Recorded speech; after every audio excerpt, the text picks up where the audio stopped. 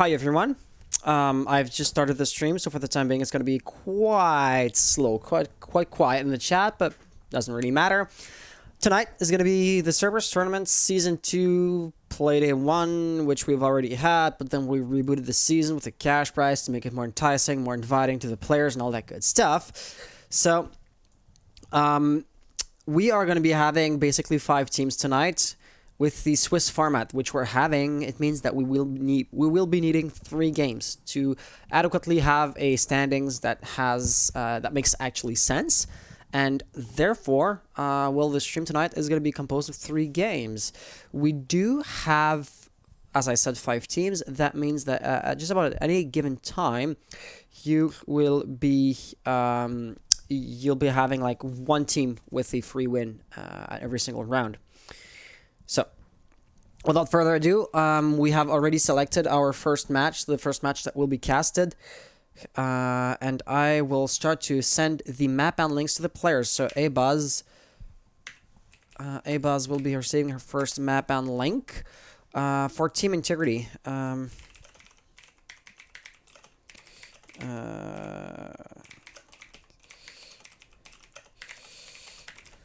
send the map ban. You know what, let's not ask them for the map ban for their Discord, since we do have it when they registered in the participants.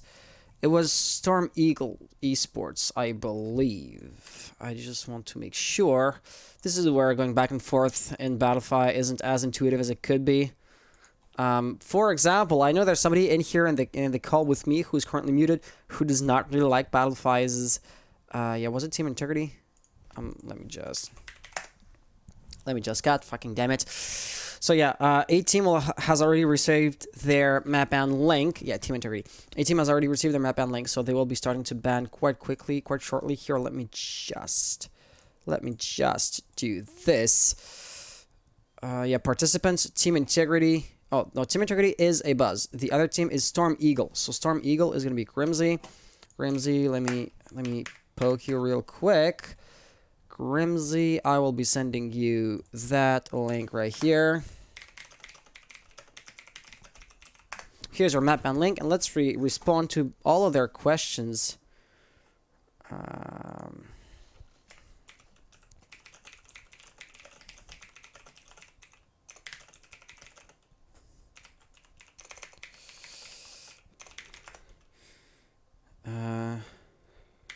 I've sent links to Abaz and GRIMXZY on Discord. So yeah, they should be good to go. They should be starting the bans pretty quickly. And while the players are doing the map ban thing, might as well boot up the game, as eventually we'll have to do that. And also, do both of these teams have a logo? Fortunately not. Integrity doesn't seem to have one. That's unfortunate. That is unfortunate. So let me just, prepare a few other things in the meantime. Have you received it? So Integrity have started their ban, Grimsy. Have you seen the link? Just to make sure, because it doesn't seem... Oh, yeah, they got it. Okay, good. Good. So the map bans are underway. And to be honest, both of these teams, I do not know them, so I don't know, if they have good strats on one or the other map, and I wouldn't know what to expect coming from them. Pronunciation. All in all, what I can say is on Team Integrity, which they seem to have mistyped, there's a player, which I know he's hopped teams a few times before. So on his new team, the strategies and all that good stuff, once again, will not be known. But I do know that Abaz tends to be playing quite aggressively. So he's going to be the roamer. He's going to be the entry fragger on his team. But that doesn't mean too much, right? Every team needs to have an entry fragger. Every team needs to have this and that kind of play style. Huntolog 77, thank you for subscribing. Really appreciated. How are you doing? And is it just me, or are you new on the channel? Yeah, I can't see that you have posted any comments before. So yeah. Hey, thanks for just jumping in and posting a thank you for coming in and subscribing. Sorry, the guys are asking, do we need to use the VC or the DAL Discord, or can we use your orgs? You can use your own. I have your Discord handle if I need to poke you. There you go. Plus, I'll be hosting the game, so I can always just hit push to talk, or not push to talk because I'll be the observer, or anything along those lines to make sure everything works correctly, So we're going to have one or two things to take care of, and apparently we will be playing Oregon. I have not seen Oregon being played too often. It is one of the newer maps, right? And therefore, as a community, we don't yet know how to attack it the most efficient way possible. And as such, it makes for, defense-sided maps. So Integrity is going to be the one team. Just type into the caster's notebook. Integrity against Storm's Eagle Esports. Wow. That is going to be one name that's slightly that is going to be a bit too long, as far as the character limit in the game is going to be concerned.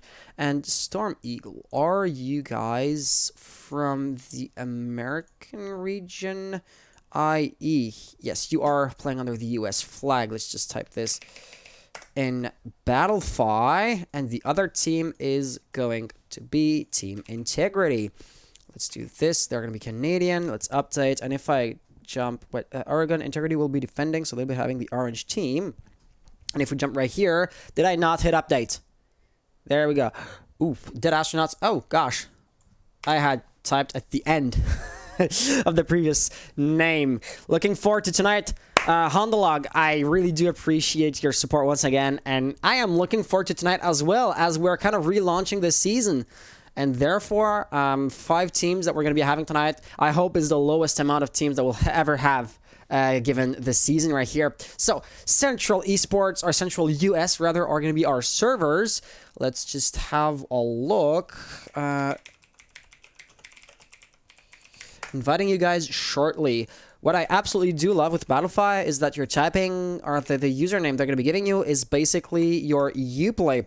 And by doing so, it makes it extremely easy to find the players and to invite them. So, I'm just going to type this also in my caster's notebook. So it's Milky. Milky with a dot, and on the other team it's gonna be Abuzz. Abuzz.nty, I want to say. Once again, he's hopping teams. Yeah, NTY. You know me? I know you? You must be having a new account then. Wait.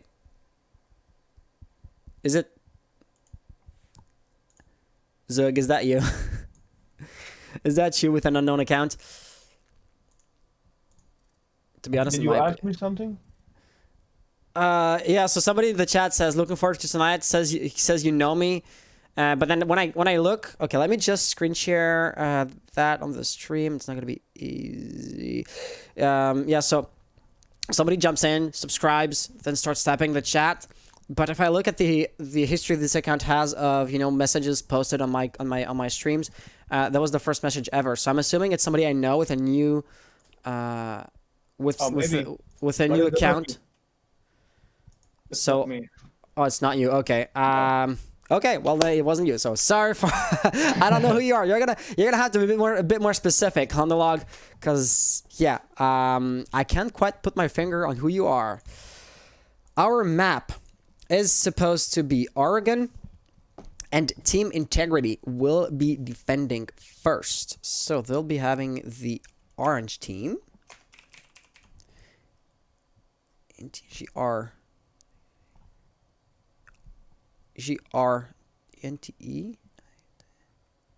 GRITY. Okay, why did I have a brain fart just here? Storm's Edge. The rest is likely going to be a bit too long for the in-game UI. Just also keeping an eye on Discord. Whenever I do receive new notifications, it might be an indicator that somebody needs help somewhere, but so far they were just standard notifications on the logging server. People joining in, people leaving the server. Always pings me, never really needed. You know what, let's just mute that server. I really don't need those pings. I don't want to mess around with the perms. I just want to not get notified. Thank you. So we are going to be having 9 players in the lobby so far. Oh, I have one thing also to update on Battle 5. The one sponsor isn't sponsoring this league. They're sponsoring the other event. So let's just deactivate them and also update. Actually, I do have a few things to take care of. Awesome. I see all 10 players are in here. Are you guys ready to start? Yes, we're ready. Is it possible our name is spelled wrong? Is it possible for you to change that? Oh, of course. Wow. Let me see. What did I misspell? Storms. Wait. Yeah, the T before the O. Oh, yeah. Wow. I'm blind. Okay, yeah. And I didn't hit push to talk, apparently. Storms. Sorry about that. That was my bad. So, yeah, other than that, are you guys ready? Yes, sir. Yes. All right. Well, you know the drill. Or, Storms, I believe it's your first participation, so you don't know the drill. Good luck, have fun, and may the best team win. That's the drill. That's what I always say before kicking a game. So, yeah, without further ado, good luck, and have fun, guys. And let's just jump right into it. Yeah, the thing I wanted to update is simply because this browser source is no longer the Titans League. It's not going to be the Cerberus League Season 2 Week 1. Okay. So it is going to be not necessarily old news, but the echo bug or the echo glitch has been patched. Have fun, but don't have good luck. Yeah, Mike Lee saying, basically, I hope I win, and therefore I hope you guys don't win. Absolutely does make sense, as far as I'm concerned. Thatcher will be the first ban. I always say this, but Thatcher is a crutch ban. Like, he is so good as an operator utility-wise that you have to take him out of the picture. And by having the game's poor balancing force the player's hands, it kind of does squash out and reduce, individual liberties or individual creativity. So that's gonna be unfortunate. Maverick will be your second ban. So it's gonna come to no surprise that both of your bans are gonna be hard breaching style bans. You want to really take these operators out at any given at all costs, basically. And now Echo will be also taken out of the picture for the entirety of the game. He was banned previously because of his glitches, but now he's simply banned because he's just such a good operator. Your last defender, I would not have expected Goyo. Actually, I believe this is like one of the first times I do see a Goyo ban. His area of effect gadget is really good, and he's pretty good at denying the plan of the diffuser by doing so, right? Both their defensive bans actually are going in this direction. However, the main thing I want to point out is simply that, you know, Smoke can do basically the same thing. Can cut off a rotation hole, can cut off an entire corridor or an entire push to the offense. So, unlike Thatcher, there's no good replacement to Thatcher except maybe Kali, except maybe you know, Twitch or Zofia or IQ. But all those operators can easily be shut down if there's no way to have a look at, you know, the utility that you want to destroy, either by sending a drone or by playing verticality with IQ, all that good stuff. And then the thing is, Goyo is basically a drop-in replacement for Smoke. And by still having Smoke, the general play style is not going to be shut down entirely.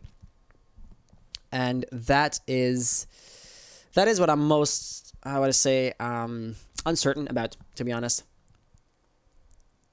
So, with all that being said, the first defense here by, oh gosh, Storm, the game absolutely did not like the apostrophe I put in Storm Eagles.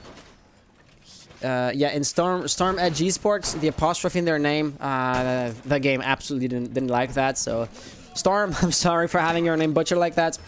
But you know, it is what it is. First defense here is gonna be in the bunks in the dormitories area, so the top floor. And most teams would tend to go on the basement floor first, though it's not unheard of, right? This bomb site is still entirely doable.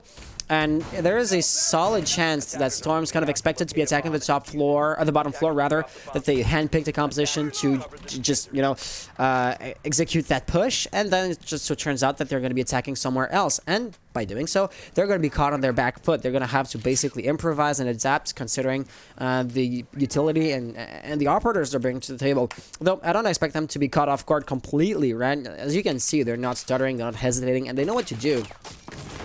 All around, having the Kali with you is going to be a really good replacement for the absence of Thatcher. It is still possible to bandit tricks against the Kali, but if you look at it, I mean, your bandit, Steve, is nowhere near, or he's pretty close, but he's not near enough to deny, for example, here, Bush and Mike Lee to open this up. Also, he's going to be in the camera, so his sound cues are going to be off compared to where he is, and therefore, Mike Lee could already be opening up this reinforced wall with next to no advanced warning for the defenders, right? and this castle barricade is going to prevent Steve of doing anything, you know, substantial. He could still try the wall bangs on his right side. He could actually get some nice results out of that, but he's not going to be preventing the attackers from funneling in. Spadan is going to be doing this, actually. I hope I pronounced this right, by the way. Spadan will be getting the first kill. Mike Lee holding the angles. Piggy apparently wants to push in as well.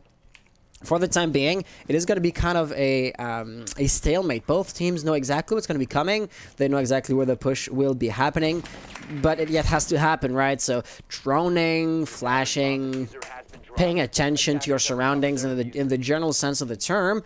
And then eventually, all hell will break loose within a few seconds. Right here, Steve getting a first kill. He could toss a nitro cell, get one or even maybe two more kills. He doesn't know it, but he got the frag on the barrel of the diffuser. Spiggy is going to get a nice frag of his own. Toxic Babes being tossed in. Luckily for him, Mike Lee is not going to be poisoned to death here, but he'll be taking some damage by recovering the diffuser. This push seems to be failing apart. Slowly, not entirely, but definitely surely, right? There's only a minute remaining on the clock. Your sledge is now being put down as well.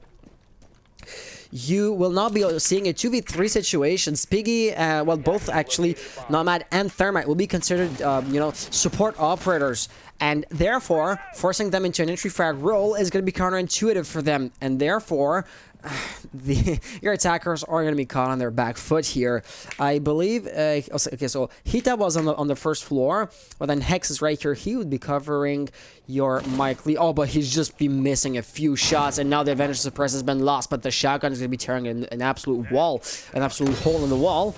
At the end of the day, it doesn't really matter too much. Aba is getting the kill on Spiggy at the same time. There's gonna be somebody on their backs over there, thanks to that air jab. But it doesn't matter too much, right? Mike Lee still has no direct way into the building or into the OBJ. He almost got the kill on Smoke here, but it was too little, too late. Unfortunately, Integrity will be winning round number 1.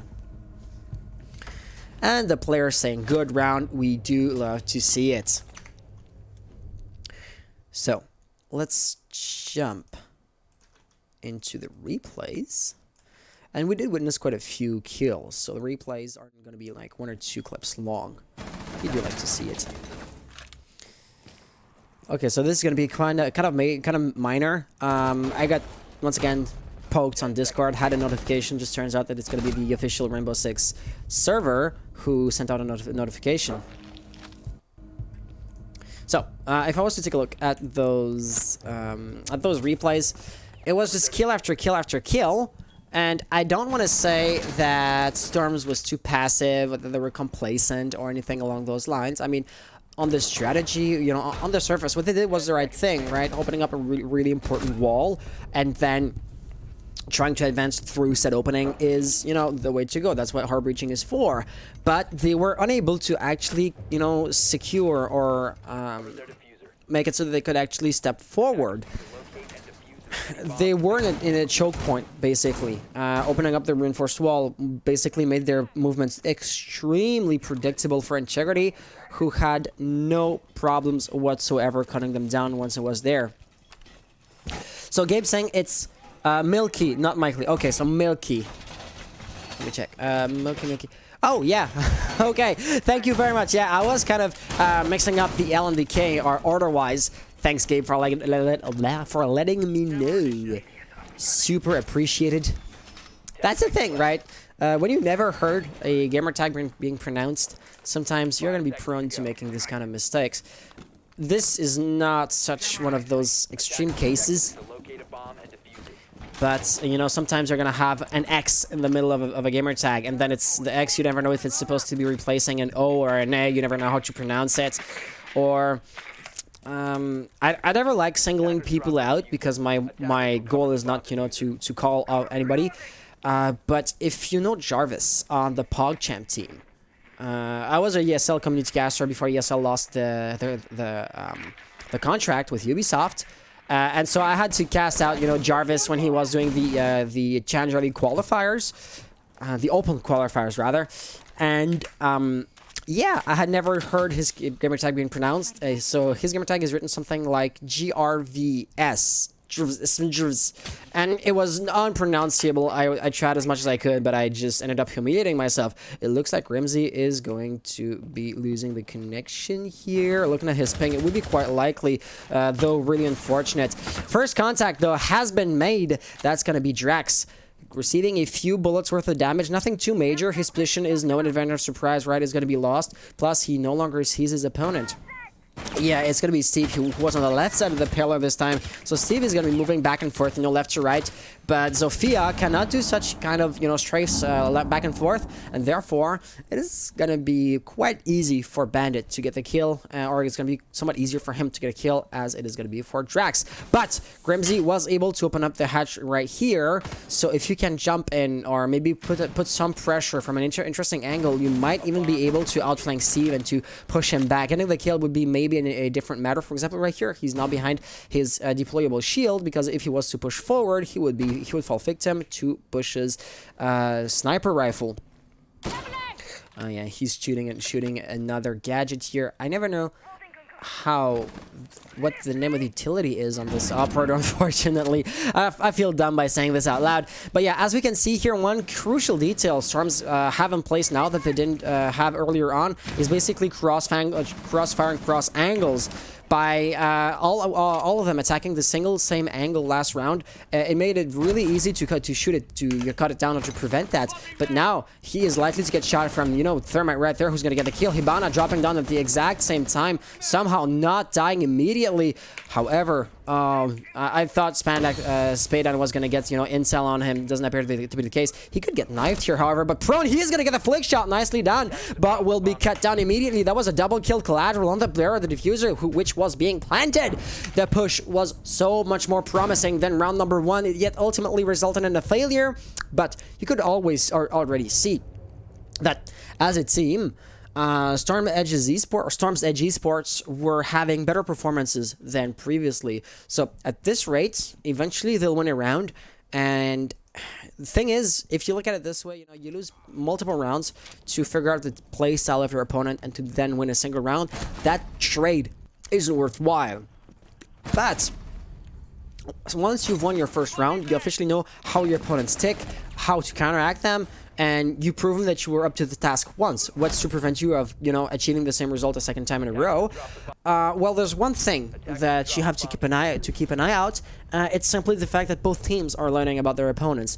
So Integrity, even though they do seem to have an innate advantage or to innately have the better, teamwork, team play, accuracy, reaction time, game sense, all that good stuff. So eventually, I fully expect Storm's Edge to win a round. Are they, at this point, from this point on, going to be able to consistently win their rounds? I would not bet on it, outright, but it is a distinct possibility. Another point I do want to point out, or another detail I do want to point out, is simply the fact that this map would be considered defense-sided. Like I said at the beginning when we were doing the map bans, this map, Oregon, it is not exactly new. It's been in the game since launch, right? But it's still got a rework, which totally changed up the way the map works, the way the map gets played, and therefore, it would fall under the umbrella of the newer maps. And that's the thing, as a community, the best ways of pushing into said bomb site or said map is not yet known, which would give the innate advantage to the defenders. So the defense style doesn't seem to be overly aggressive, or there doesn't seem to be too many roamers. Your mute Hita here is doing something quite interesting. He is barricading the top floor, also putting down jammers and all that good stuff. So he is going to be a roamer, that's for sure. But he's not going to be, the typical roamer who wants to be pushed to get the kills before you can make it to OBJ. And there was a drone right here, which, yeah, he's going to be spotted. He rather would not be disturbed and would rather, hold control of the vertical play and thus put some pressure on the attackers if or when they manage to set foot on the bomb site itself, push on bomb site yet has to happen. And one thing is for sure, the roamers have been spotted out. They have been, found out. And Storm's Edge, they will definitely be attacking there, and they will definitely be trying to flush them out. But they are also absolutely ready for said push, right? Abaz, he's not looking at the mirror, now he is. He can totally shut down anything the attackers can throw at him from the attic side. Plus, it is always reachable to some extent with the hatch here. So, for example, Steve could always chuck in a natural cell and get 1 or 2 kills that way. And you also have Hita right here, who is also going to be holding an angle a bit more aggressively, right? He's not going to be hidden behind a wall or behind a mirror window, rather, and that is going to be the end of him, unfortunately, leaving us with Abaz, last player alive on the top floor, and he's going to be leaving their relative safety of the mirror window. Oh, and that could be the end of him. Luckily for him, he will make it out of there alive. Steve gets a kill on his own on the bottom floor, but apparently they're all looking at the hatch, which will enable him to get 2 kills. Well, 1 kill and 1 down but not out.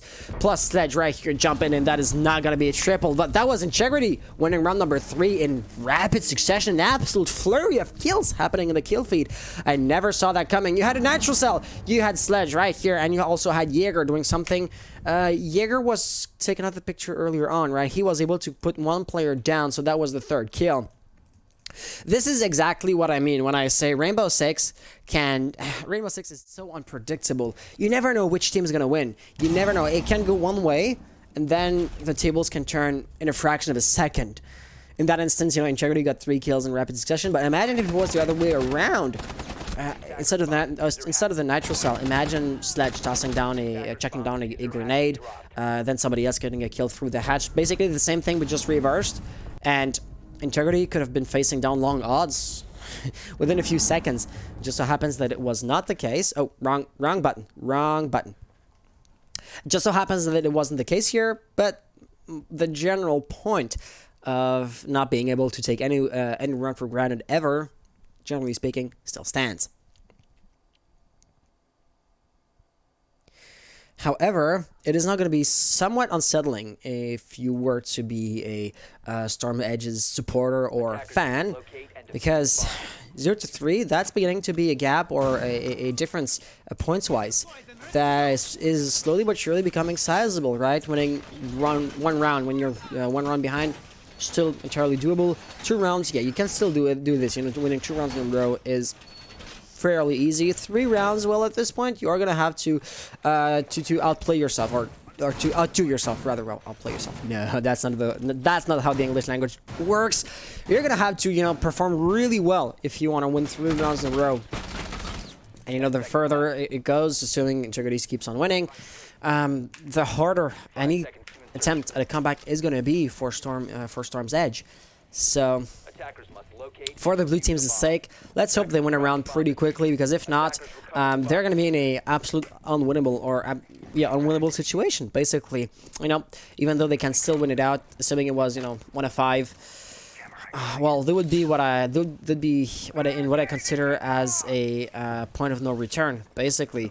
At this point, even though you have not yet lost, your chances, realistically speaking, at getting the comeback are so low that I would almost assume that you've already, or realistically assume that you've already lost, as unfortunate as it is. We're not there yet, but if the current, you know, meta, or if the current winds keep on blowing the way they are, things are likely to be looking dire for Storm's Edge. We are going to be playing Verticality here, and for the first time, I believe, the attackers will be getting the first blood. And with the Nomad's air jab, you can now attack in the bomb site without having to worry too much about roamers coming back behind you. That natural cell, will be somewhat poorly tossed. Hex likely was expecting it to fly way further out, and to be honest, I could not tell you why. You know, why are the natural cells falling like that quickly? He will have to try 3 times. And the 3rd time is just going to be too late, right? The defender, the attacker, Buck, was no longer there. You do have a Buzz, who was roaming still downstairs. He gets a nice kill on Buck. But, yeah, it is going to be a bit too late to get anything done with the Nitro Cell. So, Milky will be joining out. Bush is going to be your point man, but the thing is, you really want to have a sniper as your entry fragger. It's not going to work out too well, so Milky might have preferred to be the one with a gun. He's going to get a first one down, but will be refragged immediately by Hex. That shotgun at that range was, of course, going to be fatal. Hex getting a nice kill, a nice final kill cam, and as such, winning the round for his team. So I do see in the chat that people are asking what is the average skill level in this league. I would say that this is the first week of the season, so I couldn't tell you because, you know, the sample we're working with is still pretty small. But in theory, yeah, high gold, low plat, maybe, you know, medium plat, AK plat 2, plat 1. Not too many diamonds though. After all, this is not the highest league or the highest competition level that we're hosting. The Titans League is going to be a bit more prestigious, and it's going to be hosting better teams. All in all, we kind of hope to fill the gap that ESL left when discontinuing the Go 4s. I know that we're nowhere near ESL's size, level, or, you know, global reach as a whole, but on theory, we're aiming at, you know, interesting the same type of players. And this format is really similar to Go 4, in which you do have a tournament per weekend. You participate. By participating, you win points. If you win enough points, you're invited to the playoffs. And at the end of the season, the playoffs are going to hold the final cash prize. So, yeah, this is aimed at teams that are a bit less, I don't want to say serious, but a bit less invested, right? On the Go 4, you can register on a given week, but not necessarily on the next one if you're not going to be available or if you're not going to be free. Whereas on the league, you know, you have to be there week after week after week. So all in all, yeah, gold, plat would be the average levels. Bliss saying, what's the Discord for the league, Bliss? You can, let me just type this. Exclamation mark Discord without goofing up the pronunciation, or the writing would be good. And there you go, Bliss trying Discord. Just as soon as I type it myself. Our team is Plat 2+, so yeah, Atomic Atlas.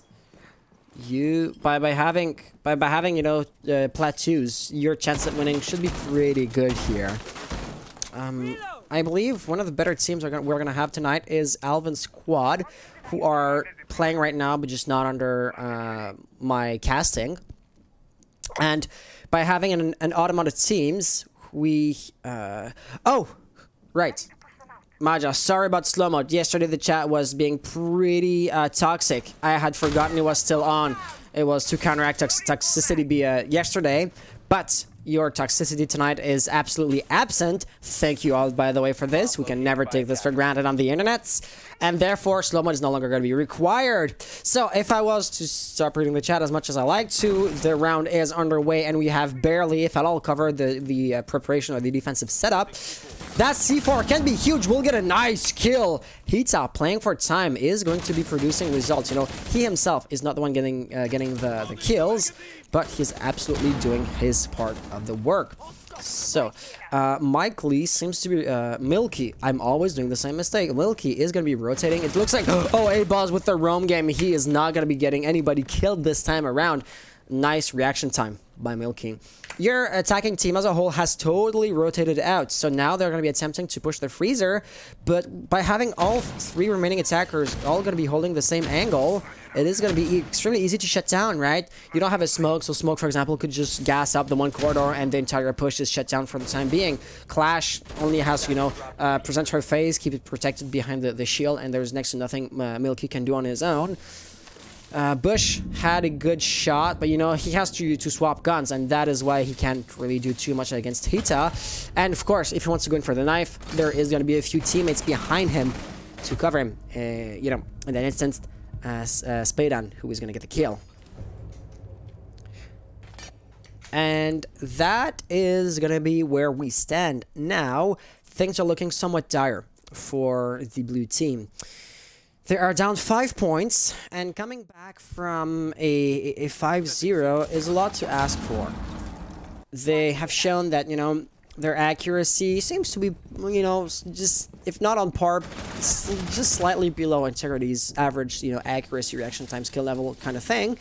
But as a team, or, you know, their strategy seems to be somewhat weaker. They have basically no response to, you know, when it comes down to the roamers. Your roamers are always going to be an absolute pest. They're usually going to get 1 or 2 kills, and they're only rarely going to be spotted out and dealt with, you know. And that, to me, is the big problem.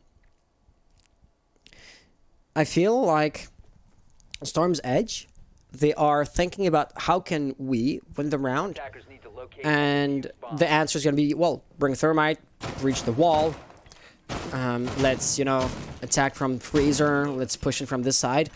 But I feel like they're not thinking about how can the enemy shut down our push, or how can the enemy deny us the victory, because breaching with thermite is good and all, but if you're not able to counteract the defenders holding the angle statically and thus you know, establishing a choke point, your chances of winning in those situations are pretty low. Or how can they shut us down with roamers? What can we do against roamers?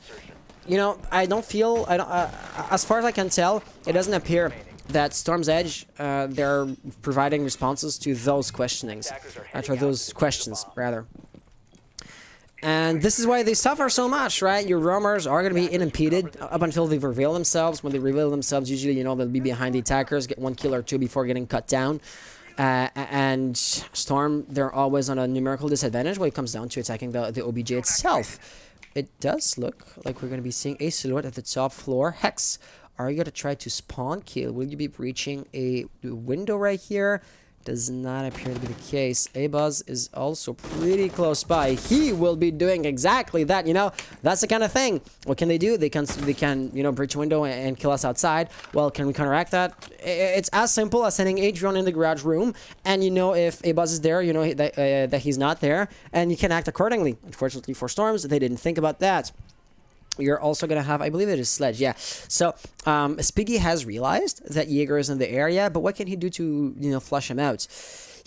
Both players are going to be basically alone, and Milky's going to get a kill where he stands, will be refragged pretty quickly. Spiggy, with the pre-fires, really likely to get the kill. Of course, he's going to get that. I believe somebody was holding the drone and was feeding intel that, you know, the Jaeger was still exactly where he had left him last seen. Bush this time will be going up against... Oh, Hita is just a floor below. The shotgun has a poor rate of fire. Unfortunately for him, that is going to be the end.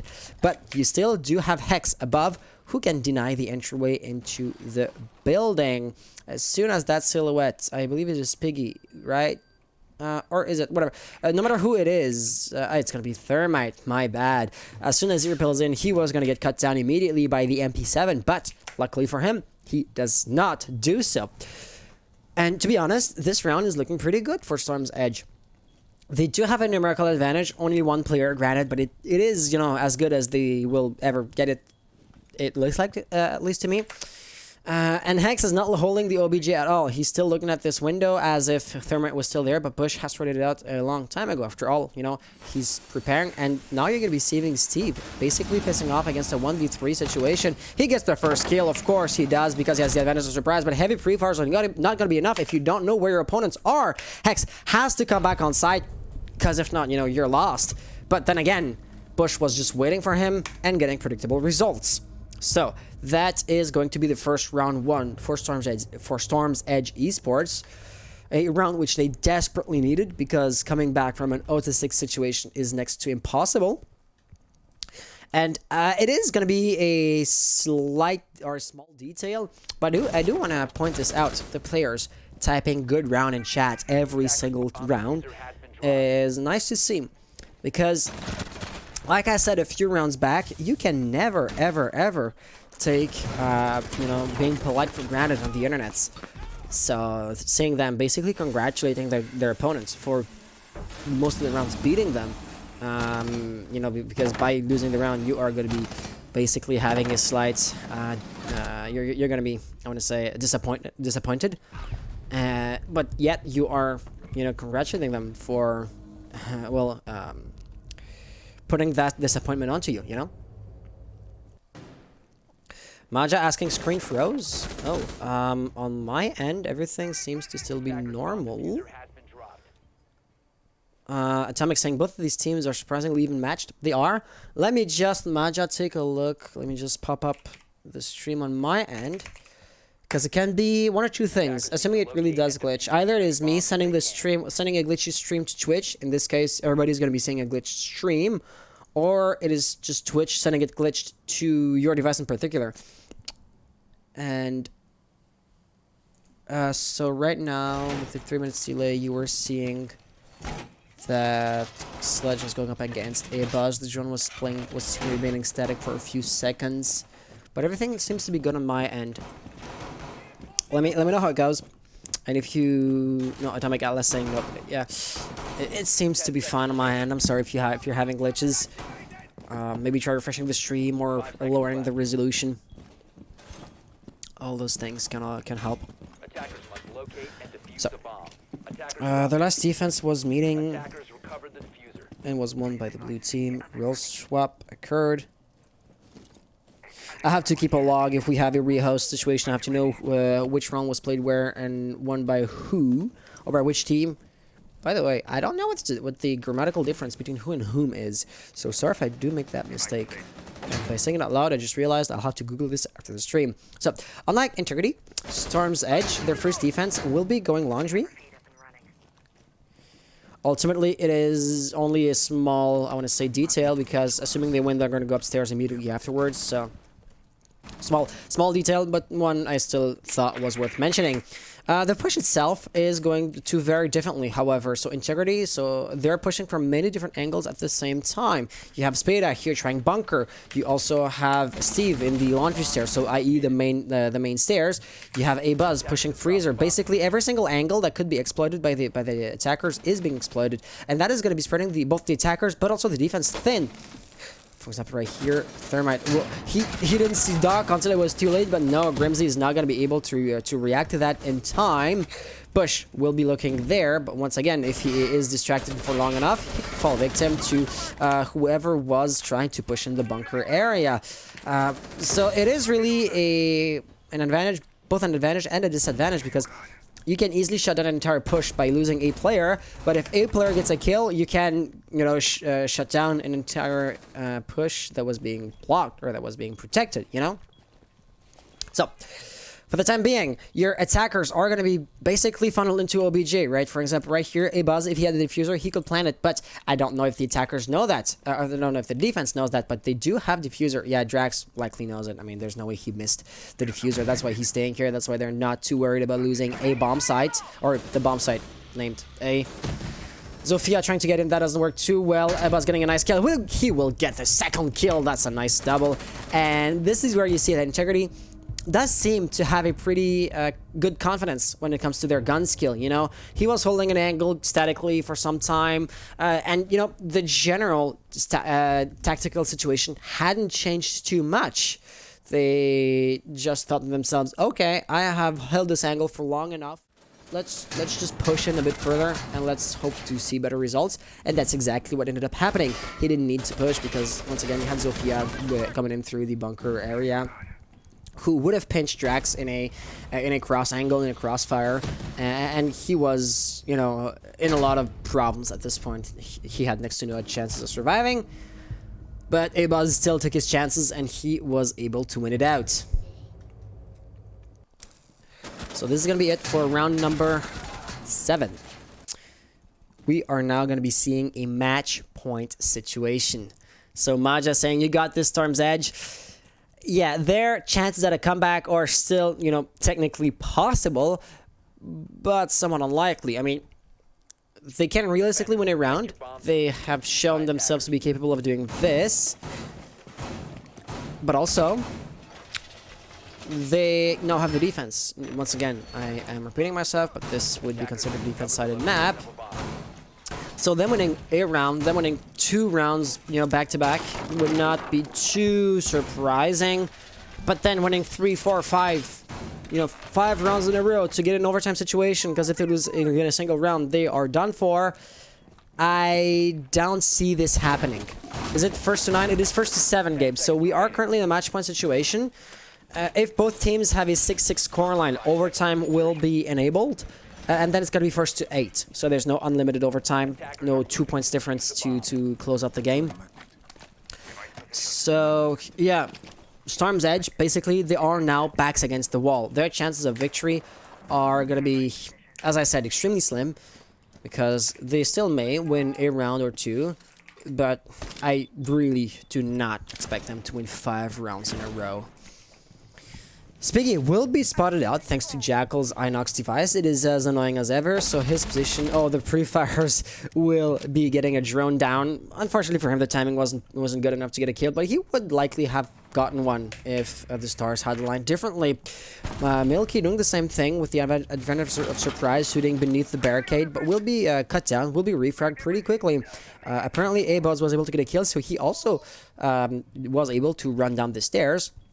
And you already do have the attackers staring at the OBJ, asking themselves how we're going to get in. It might be as easy as asking a Buzz to pop a smoke cover, and Spadan could try to plant.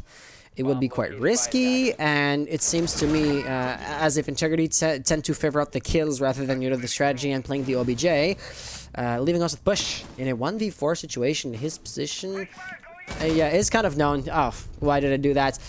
He was able to get the kill on Hex, but they traded. So both players died. The defenders were down to no players alive, whereas you still had 3 attackers remaining. Therefore, Integrity will be winning this by a landslide, 7-1. That is going to be a pretty good advantage, all things considered. However, nothing is yet lost for Storm's Edge. Thing is, our tournament format is not single elimination, i.e., they're not kicked out simply because they lost a single round. Our format is going to be Swiss rounds. The Swiss rounds are quite interesting, as in next round they're going to be playing against the other team that loses the other game, and so we have only very few teams tonight. But in theory, you are playing against teams that have the similar track record as you to break the ties. So we have half of the teams that are going to be losing the first round, half the teams that are going to be winning the first round.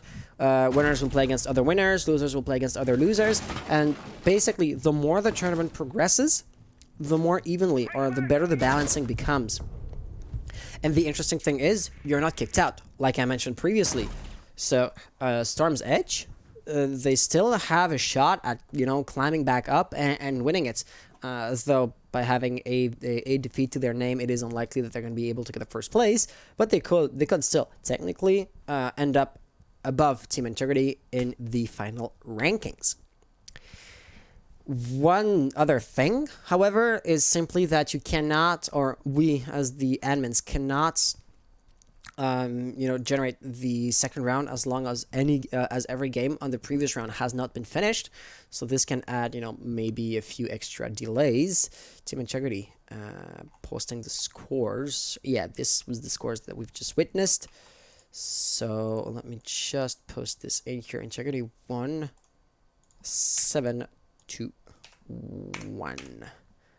If we post this, hit done, and there we go.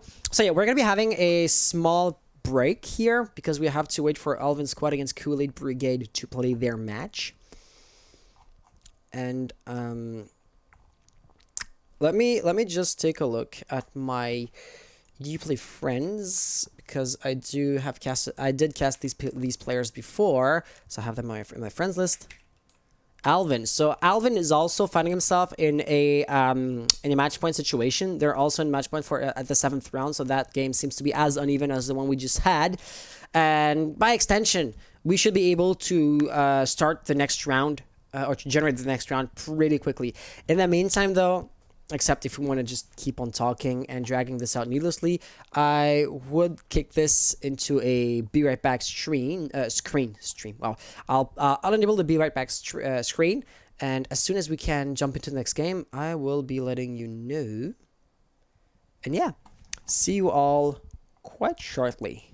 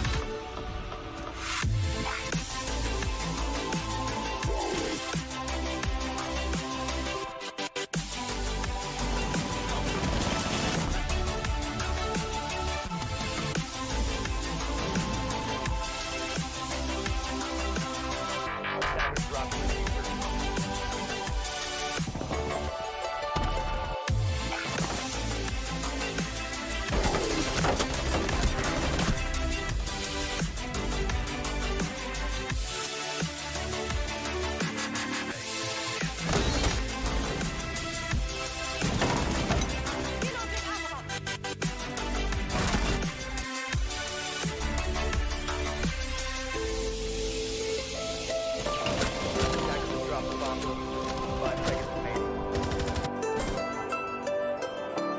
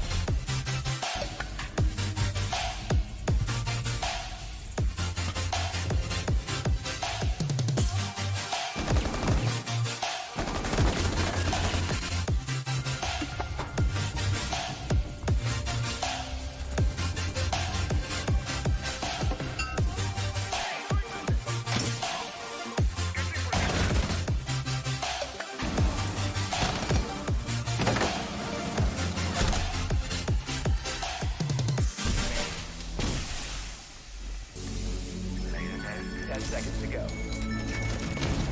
Defenders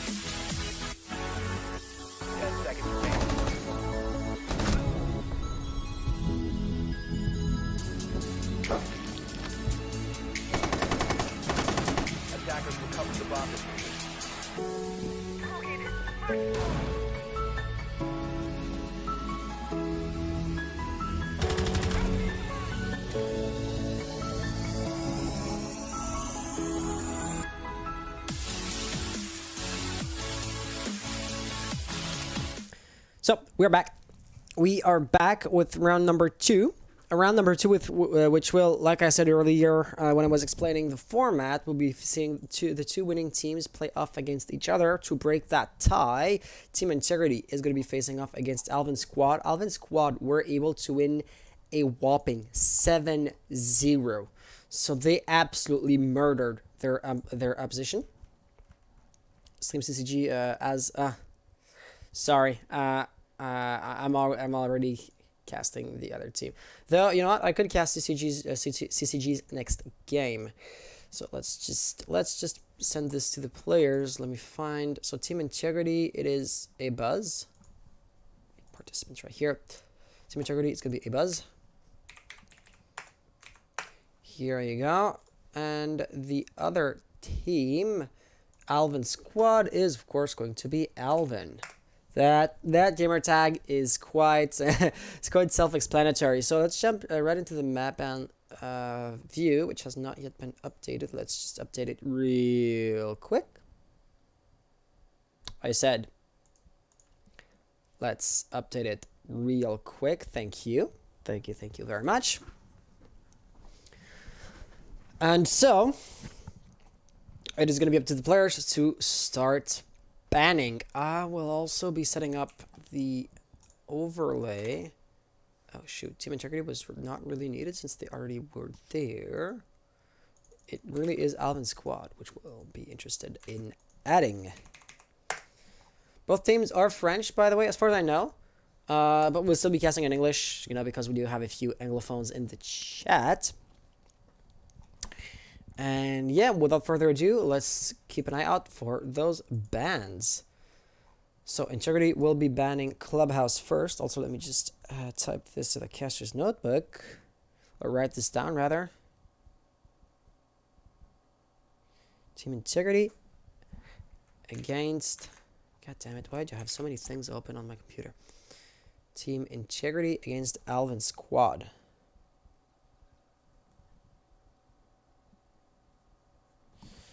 Okay. So yeah, Alvin, have you received the link?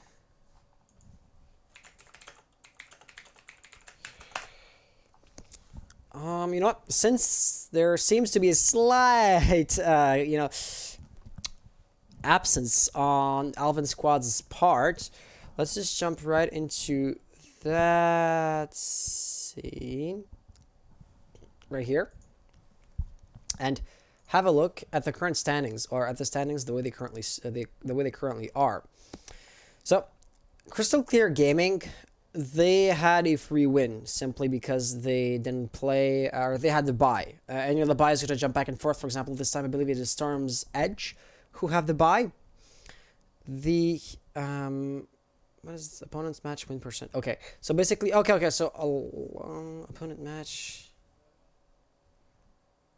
I'm unsure as to what this means, but ultimately, Team Integrity, Alvin Squad, and Crystal Clear Gaming are considered as being tied because all three of these teams have a victory under their belts. Once again, Crystal Clear due to the bye. So Alvin Squad, Team Integrity are facing up against each other to break that tie, and Storm's Edge will be facing against Kool-Aid Brigade. I won't be casting them, but they'll be facing against the other losing team to break that tie as well. Therefore, you could expect that game to be somewhat closer or somewhat more interesting for the players. They won't get steamrolled, right? Just as Team Integrity and Alvin Squad will also be having a more pleasant game, I would hope. Let's jump right back in here. We do appear to have missed but one ban, so Consulate will have been taken out of the picture thanks to Alvin Squad, but nothing too major. So, seeing Clubhouse out is somewhat surprising though, because Clubhouse as a map is tends to be the most favored map in the competitive map pool. It is down to personal preferences, but hey, Ubisoft seemed to have done a good job on that front, on balancing, you know, Clubhouse, because that's why people love it. Theme Park disappearing is not surprising whatsoever. Coastline, I would have said, seems to be quite likely to be played because it would be, as far as I can tell, the second favorite map in the rotation behind Clubhouse, but then again, as soon as I say this, Integrity bans it. So Aragon and Villa are remaining. And here, Integrity just won on Aragon. Alvin were playing as well, so they couldn't have watched the stream, and actually Alvin finished after Integrity. So they finished the stream, and they could have scouted Integrity. But yeah, if we play Aragon, let's just, note that Integrity just went here, whereas Villa would be a map that both teams are likely to know, because like I said, Aragon is the newest map in the map pool since it has had the rework and all that good stuff. So both teams are likely to have more strats on Villa. Also, Nestaking664, thank you for following. Welcome to the community. How are you going? How are you doing? And I hope you have an amazing night. I hope you enjoy your stay. I had not really mentioned the other follows that we had gotten, because I don't show the notifications in game to keep the UI as clean as possible. But Grimsky, Noha, and Oaksjai, also Zippo and Bliss. Thank you all for following, even though I'm a bit late on that front, and welcome you all to the community. So Villa's our map. Integrity will be attacking first, so they're going to be taking the blue team. And without further ado, let's prepare this lobby. Though let's just recreate it, because this particular one, the same one as last game, is almost done, because there's a timer and I am fumbling for words. Central US, create as a spectator. Create as a spectator. Let's invite a Buzz. Integrity will be getting the blue team. Let's just update this. Let's type in the team's names. Integrity on the one hand, and Alvin's going on the other. There you go. And Alvin, there you go. Finally, let's set up the map. And now we're good to go as soon as the players join in. And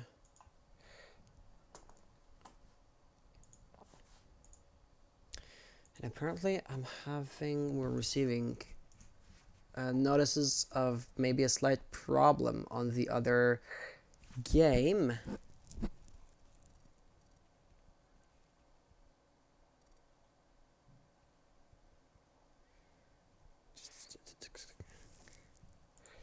Yo, Anne, j'ai une question. Hey Buzz, ouais? Oui, je t'écoute.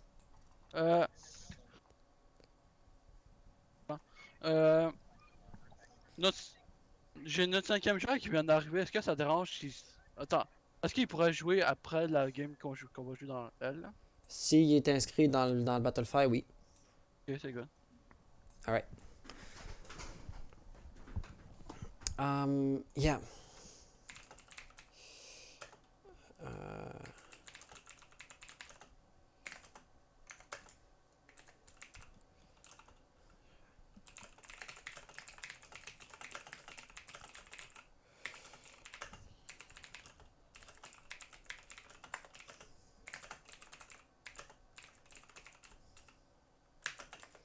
I hope I wrote this down correctly.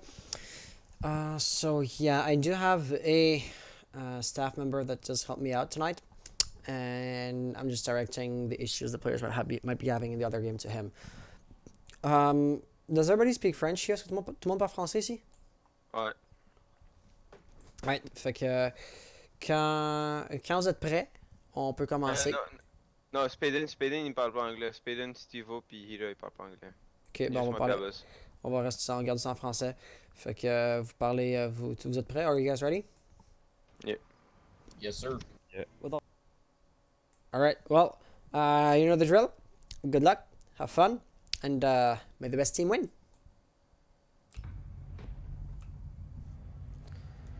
Yeah, okay, so I was receiving, a few reports of issues here and there, nothing too major. And without further ado, let's jump right into the game. Integrity against Alvin Squad. Both of these teams just come off of a victory. Both of these teams will be feeling pretty confident. and both these teams have earned their victories. Villa as a map is quite interesting. It is quite large, you know. There are 3 stairways, 3 floors as well. Villa as a map actually is one of the biggest maps you have, because maps with 3 floors are becoming rare. They were the norm at launch, which is why maps that were there at launch, such as Bank, Clubhouse, Oregon, they'll be featuring 3 floors. But as soon as the Ubisoft has started implementing other maps as DLC, you know, their way of doing things seems to have updated a bit and seems to be favoring smaller maps. Think, for example, about Coastline. Think about Theme Park, and you know, a few maps along such as this one. Theme Park. Cafe has 3 floors. It was there at the beginning. Clubhouse, Villa, Oregon, Villa. Well, we're always playing the same maps. I'm just rifling through my caster's notebook, and the same maps are always popping back up. Wow. Yeah, so Coastline, for example, only has 2 floors. So, by virtue of looking at it this way, you might think to yourself, well, here, I'm fumbling for words. Villa is a pretty large map. Given that the fact that it also has 3 floors, it should make roaming pretty easy, and it actually does, right? Roaming is pretty good on this map, though not the strongest it's ever been in Rainbow Six. I would still argue that on a map such as Coastline, roaming is a bit more important, because holding the OBJs is next to impossible, right? You cannot do a turtle strategy and realistically hope for success on a map such as Coastline. But nonetheless, even if this map is big, or even given the fact that this map is pretty large, it is not going to be too roam heavy, right? Just back at the map for 2 hands. Bomb located by attacker.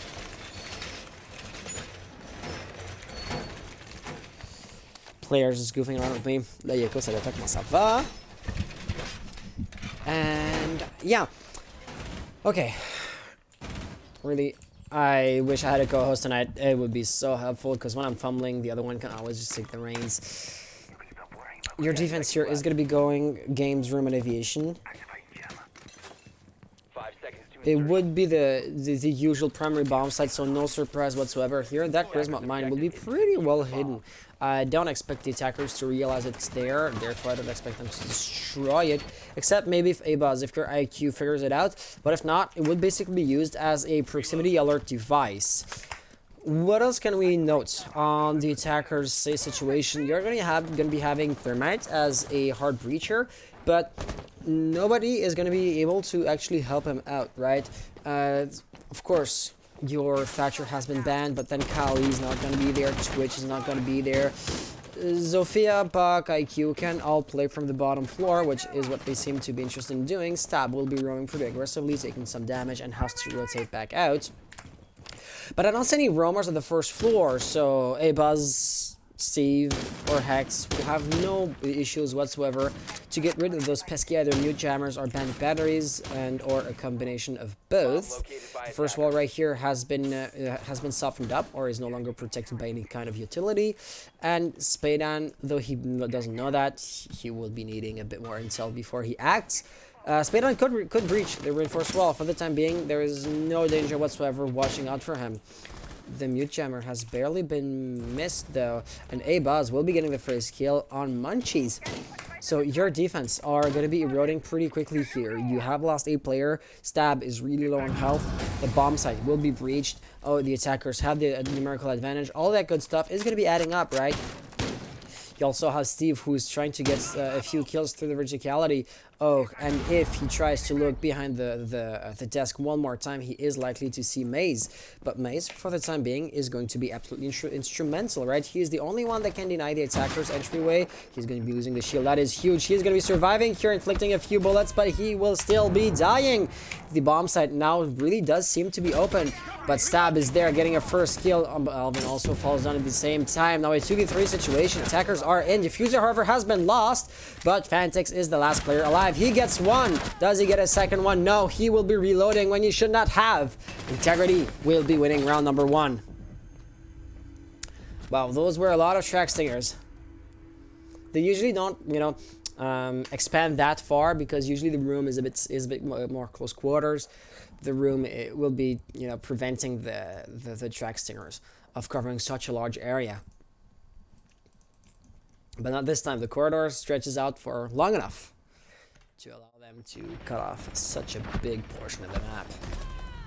Well, big portion. It is still a small slither of the map as a whole, but as far as track stringers goes, that was not too bad. So by having won the first offense, Alvin's squad can go Aviator's room again, and they'll be doing just so. You can't see it quite yet because of the replays. He should not have reloaded. His chances of surviving were low because Steve was coming back. Of course, he was ready and all that good stuff. But still, even if your chances are slim, better than zero. Defenders, protect your bombs from being defused Okay. by attackers. So second defense, like I said, Aviation once more. And what will you be trying differently on Aviation? Because visibly, Alvin's squad were not able to pull off a victory last round, and if you want to produce a different result, well, you're gonna have to act differently. Your Doc is going to be making an appearance. Maze, who was he playing last round? Let me just have a look with the stream with the delay. I might even be able to catch a glimpse of the last round. Maze was playing Ella, so Ella is not going to be there. But other than that, every single defender is going to be playing the same operator, and the offense is going to be exactly the same. Down to the operators, down to the players who Attackers are picked moving them. out to locate a bomb and defuse it. So, Integrity seem to be quite confident in their capabilities of winning the round, and Alvin's squad, they are updating, you know, the recipe in hopes of providing different results. All in all, I couldn't tell who's gonna win the round outright. One thing for sure, Integrity have shown how they like to attack. For example, you're gonna be having a few players enter into the first floor: Buck, Abaz, Hex, and all those good players who will be trying to you know, do a number on the ceiling. But this time, defenders are going to be aware of that, and Alvin will be expecting the attackers. Was that Stab playing verticality? Oh yeah, the hatch here had been open. Buzz will be how do you guys say that? I had heard a nice expression on another caster stream. He'll be roaring his war cry. So that was IQ. That was a buzz with a shot of pain when he got shot. Steve getting a kill on Munchies. But all in all, your roamers on the first floor are still there, or Alvin mid-rotation. He has to come back in. And Buck, looking at the ceiling, might actually be a fairly weak target. Of course, if he's looking at the ceiling, he's not going to be expecting to be pushed and will be accordingly weak. But he's no longer there. Instead, a Buzz will be watching out, and if you look at this, Alvin is quite close to him. Is a Buzz even expecting him? He is not expecting him whatsoever. That is going to be an unfortunate death for him. And now, back to a 4v4 situation. Hita getting a nice kill, receiving some damage in return, but Diffuser is now being planted. What has happened? You do have Doc, who's going to be trying to hold an angle, but ultimately it is too late. The attackers were already on site, and Diffuser has been put down. Doc, or Jaeger rather, is also going to be put down. So will be Stab, leaving us with Maze, last player alive in a 1v4 situation. Things are not looking too good for him, and he will be put down in a brutal fashion, thanks to Hex and Charity, winning round number 2. There you go. Hex was not particularly well hidden. He wasn't behind any piece of cover or anything along those lines. He was just watching the angle like a hawk and didn't give Doc, didn't give Maze a single chance. He cut him down as he stood, as soon as he walked into his line of sight, and that provided the results we wanted to see. Steve in the game chat, which you can see right now, saying, I can't believe I didn't kill somebody with Buck's shoddy. So apparently Integrity are already almost toying with their food.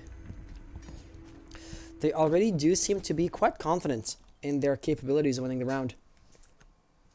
And Munchie's saying, second time I get killed through the floor. That is unfortunate for you. Like you can see, or we just saw this for a fraction of a second before we jumped into, you know, that loading screen right here. After having lost twice in a row, Alvin's squad technically could have went Aviation Room again, but they elected not to. Of course, they cannot win for the life of them there, so might as well try somewhere else. That somewhere else being statuary and trophies. Attackers have discovered the location of a bomb. And what else is there to say? Statue Trophy's defense is Well, I'm going to be an admission of defeat in and of itself, right? They're already saying we can't win over there. Let's try out here. 10 seconds to go. But assuming they win, what are they gonna do? They're gonna go. Go aviation right again. I wouldn't expect them to go on the first floor, right? So it would not be looking Attackers too are good moving for to them defuse a bomb. if they can't win a single round on their primary bomb site. Abas apparently expecting a spawn killer, just making sure nobody runs out. As soon as Nosilot gets tagged, he will get out of spawn. His friends are repelling up, but not following him exactly, you know. Kita and Spadan will be pushing, but Abaz on his own is going to be right here. Alvin, top floor, he is going to be pretty aggressive with his positioning. But for the time being, Abaz, Bug, and Hex will be all around. Your lone roamer is going to be Maze. He'll be inflicting some damage on Zofia, but it's too little and too late. He gets cut down brutally. Alvin getting a kill on his own, but ultimately, the attackers are going to be breaching the floor and are going to be putting a lot of pressure on Alvin Squad's players, because if you can't hide behind the one or the other piece of cover, well, you have to stay out in the open, and by doing so, you are going to be so weak when attempting to defend the OBJ. And this is why Alvin Squad are sending another roamer down here to, you know, flush out either Steve, Hex, or Abuz. Or Abuz seems to have rotated back up there, and it is going to be an unfortunate death for your Steve. Hex trying to look for a refrag, but Stab is no longer there, and he will fall victim to Fantix. Fantix will be looking at finishing the job before Zofia crawls back up, leaving us with a 2v2 situation.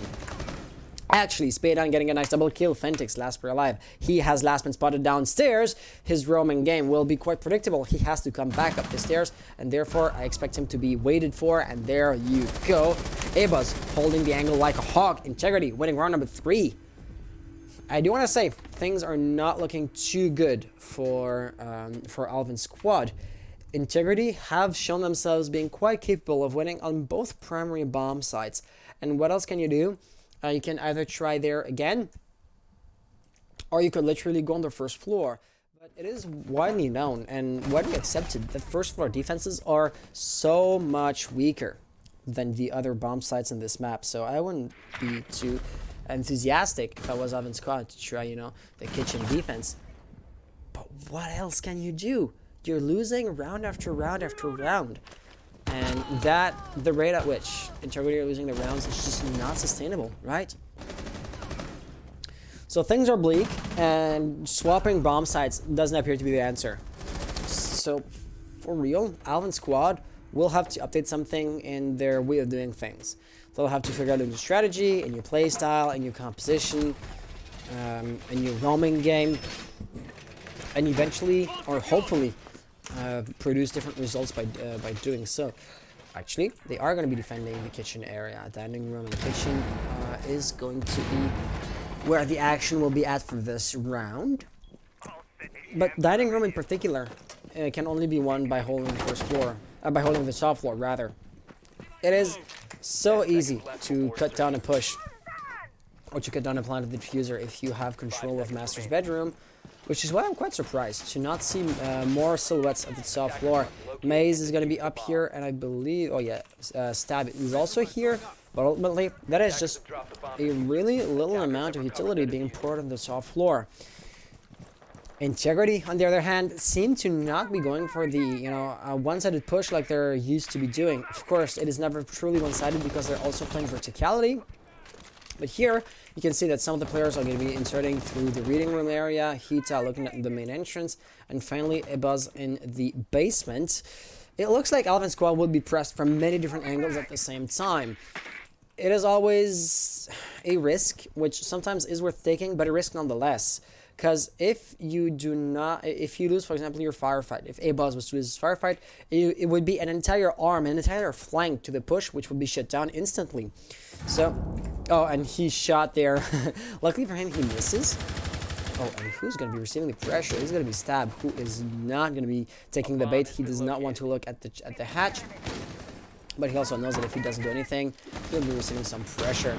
That flash is likely to... Yeah, Fantix is totally blind, but Maze dropping down will be refragged immediately. Steve not looking to get a double kill. Fantix is still, you know, behind cover right here. If he was to push, Fantix would likely get the kill. So for the time being, you know, the heads heads down push, you know, rushing blindly doesn't seem to be the way to go. Spadon also is looking at the doorway. He wants to get in.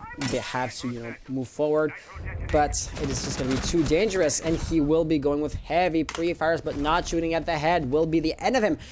Buck will be refragged immediately by Alvin, who is looking for a double kill, but that doesn't happen. And it's going to be Spadon actually getting the double kill. Stab, now last player alive in a 1v3 situation. He has top floor control. He could deny a plant of the diffuser by doing so, but very little, or if anything, of the floor seems to have been blown open. So by not having a shotgun, Stab has no choice but to jump down. Now there's only so many doorways to watch, and enough attackers remaining to watch any and all of them. So Integrity are once again on their way to win the round. And just as I say this, it's going to be yet another round one for them. This time with A-Buzz, who was hidden behind that bomb. His chance at winning, his chances at losing this firefight were pretty low. Let's take a look at these replays. So yeah, Maze dropping down, getting refragged immediately. This is the kind of aggressive plays that Alvin's squad were kind of lacking. Unfortunately, they were not able to seal the deal on a few of those attempts, right? Lesion should have pre-fired at head's level, then he would have gotten the kill. He shot like in Buck's stomach, and even if Buck being played by Steve, even if Steve was to be crouched, he wouldn't have gotten the head here. Fantix was just aiming way too low. So, this is going to be your final kill cam. And now let's jump right into round number 5. Round 4 was by the kitchen. Bomb located by attackers. It was won by the blue team. Round number 5 is going to be up in aviation once again. And what can we expect from an aviation defense? Actually, we've seen the Alvin squad go aviation twice without, you know, any luck. So they really have to try and come up with something new. Your innovation seems to be in the form of a Rook and in the form of Munchies playing Cade. So you are going to be having a lot of utility to try to deny Thermite the breach of the reinforced wall, which could be a good response to your current situation. Since of course, right, you know at this point that Steve is going to be breaching the ceiling from below, and he will attempt to destroy the batteries by doing so. Therefore, electrifying from afar can be really interesting. Well, and it really does look like the other team or the other game is having a problem. Zug, I know you're there. Take a look at this message. I don't know what this means, but yeah, I'd invite you to poke Bullygum to take a look at the situation. This is his alias if you were to need it. But if I was to get back to the game, it is just like clockwork at this point. They are going to be able to destroy the batteries quite easily thanks to Buck, IQ, and Zofia. Oh, and the electric wall has also been destroyed pretty easily. It is going to be up to the impact grenades this time around. Maze is going to be there as soon as it reaches. Oh, but it's going to be too low. But no, he still gets it. Thermite seems to have lost both of his exothermic charges by doing so, and therefore the reinforced walls will be staying up. So this is the first round where Integrity, on a tactical standpoint, are going to be having to suffer a defeat. The round is not yet lost, but losing Thermite and the diffuser is going to be a heavy blow. Plus, it was not the first kill, but actually the second. So we're now seeing a 5v3 situation. Hita getting her first kill will shut down the Nitro Cell mid-air and therefore remain alive for one more round or for a few more seconds. A-Boss trying the same thing, not being as successful as his teammate. Now the 2v4 situation is looking quite bleak. With your Gridlock taking a bit of intel, he is likely feeding it to Steve, who is going to attempt to funnel in from the classical hall once again. A few attackers. Oh no. Oh no, the mute jammer. Audio glitch. Why me? So let's take a look without audio cues. Munchie is going to be right here. It looks like Smoke has been popped. Tossing in another grenade. That was Smoke as well. Fantix is going to get a kill on Steve, leaving us with Hita, last player alive in a 1v4 situation. He gets one down, a 1v3. But there's only 43 seconds remaining on the clock. There's only so much he can do. And of course, he gets cut down eventually. In that instance by Alvin. Alvin, whom I never heard roaming. because once again, you'll be pleased. What is this audio glitch? No Duck saying, "Aye, let's go Integrity." Integrity are having a good game so far. They definitely are. They just lost their first round, but you know, 4-1 is still a huge advantage to their name. So these will be the replays that we're seeing. Yeah, Zug. So take a look at this. Did you unmute yourself? I think you did, right? Attackers have dropped the bomb You will send me what? You will. Alright, so my screen share is still running, I believe, right? No, it's not. Your stream, right? Oh, wrong screen share. I want to screen share the streaming computer. Okay, so that's why you couldn't see like anything. Let me just manage the stream at the same time. But I see the game. That's the only thing I Attackers see. have dropped the diffuser. Can you wait? Give me a sec. You are still seeing my game. What the hell? No, you should also be seeing. No, double click on the stream. You see what I mean? Attackers have recovered their diffuser. Double click once more. Okay, so I'm having you can see that I have a few screens up. So look at mine. Look at this player who messaged me. Right. And so they said they're in a 5v2 situation. I don't know what that means, but it's the other game, right? So Bullygum, that's his gamer tag. Try to poke him, try to see what's up because he's messaging me, but then again, I'm streaming, so I can't really. Yep. No stress. I will. Thank you. Take care of that. Thank you very much. And so it looks like we're gonna be having another game with no audio. So what I'll be doing is we'll be watching that round, but directly after the round, I'll be relaunching the game. So during operator selection phase and preparation phase, we're gonna be likely to be missing a few moments of the prep phase, but nothing too major. And in hopes of fixing the audio. But at this point, really, Integrity, they have absolutely tipped their hand. They do love their vertical play. It's always going to be the exact same thing. Sophia, Buck, and IQ inserting beneath the objective, play, wreaking havoc on the ceiling and trying to get a few kills or destroy utility as much as possible. So at this point, Stab absolutely knows to expect 3 opponents. He got 1. He's looking to get the two other ones. He's going to be inflicting a lot of damage on Buck, who is going to have to disengage. Stab also is going to be really lit at this point. A rotation here, Lucky Wallbang could be the end of him. Unfortunately, there is a GIGN operator, but it's going to be broken, not Doc. So the lost health is going to be irrecuperable. Or is going to be permanent, to put it this way.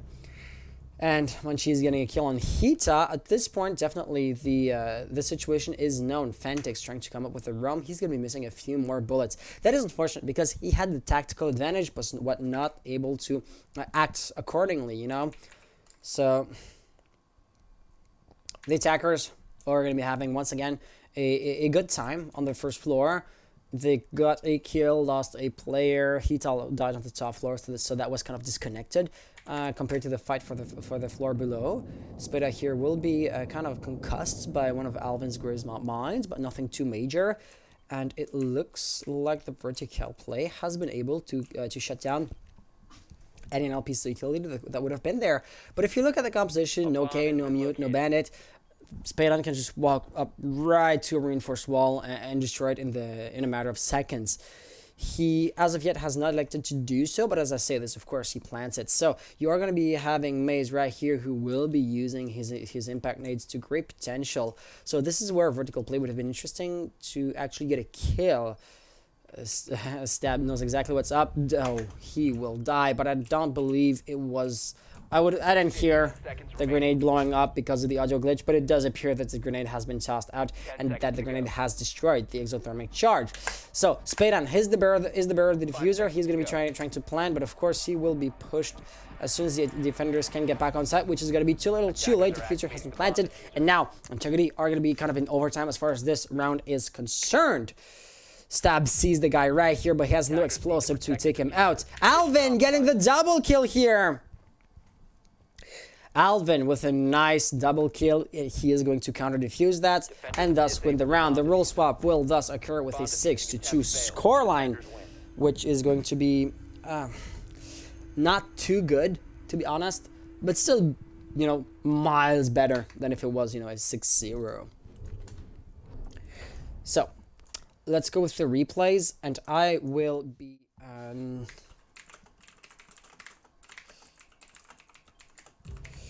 I will be restarting the game beneath those replays. Oh shoot, did I abandon the match like a fucking idiot? I believe I abandoned the match. Which means I would not be able to reconnect to it. How fucking dumb am I? I really do hope I didn't do that. I really do hope so.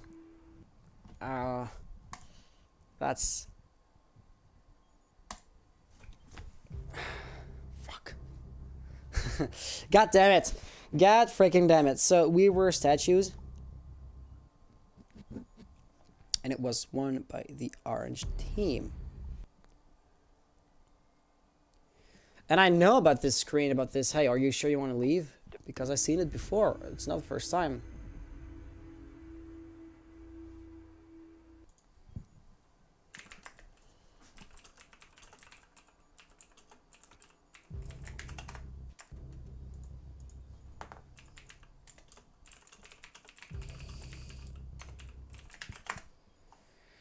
Okay, so it looks like we, my associate is looking into things, but it looks like, Coolie Brigade have lost a few players, which would be quite unfortunate. Yeah, if the game could relaunch, that'd be appreciated, because I want to see if I can reconnect to the match, which I've abandoned like a dumb nut.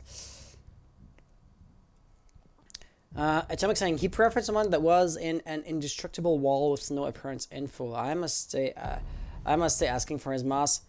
Yeah, that might be a reasonable reason to ask for it. What we're saying, not apparent, by the way. Well, I'm not gonna get into that.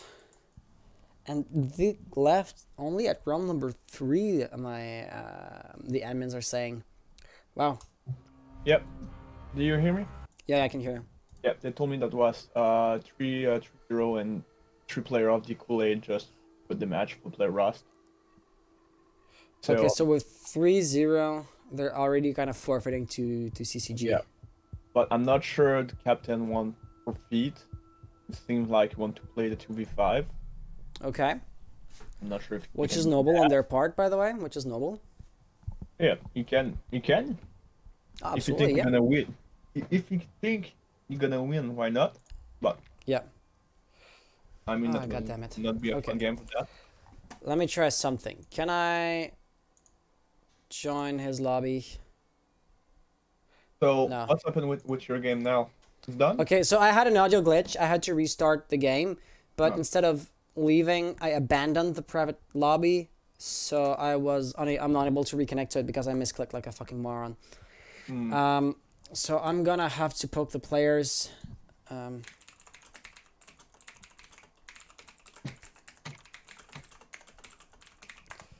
So I'm poking the players on Discord. By the way, Abuzz's Discord rich presence says he's listening to Spotify. So if he's listening to music while playing, what an absolute legend! Because in that instance, it would mean that he has, you know, You play like me. We play with music all the time. but then you cannot hear the enemy's footstep too easily because you have other sounds in your ears. We can. Oh, I do well. and he do. It's harder, but No, of course. Oh yeah, it is gonna be harder.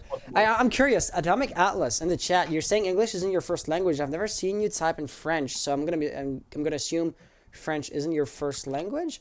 So which would be your first language?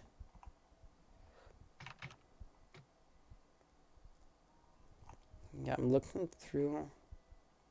Yeah, you've never typed in French in the chat, so I'm curious. I'm quite curious. Also, there are knots in Do Not Disturb, so I can use this.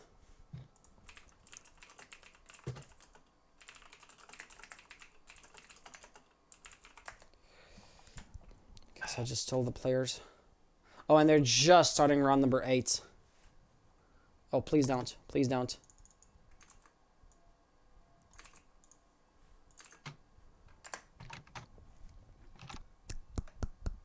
Yeah. I am paying the price for my stupidity. Let's at least prepare the setup. So the map was Villa. The band operators were, and I'm also gonna have to look this up real quick. Thatcher. It was 50. Yeah, it was. Oh, it was 52. Noah saying we just won one. Good. You're gonna tell me which bomb site it was because I couldn't see it since I left. The Nomad, the Mira. Nomad, really? I'm quite surprised. Let me just see real quick.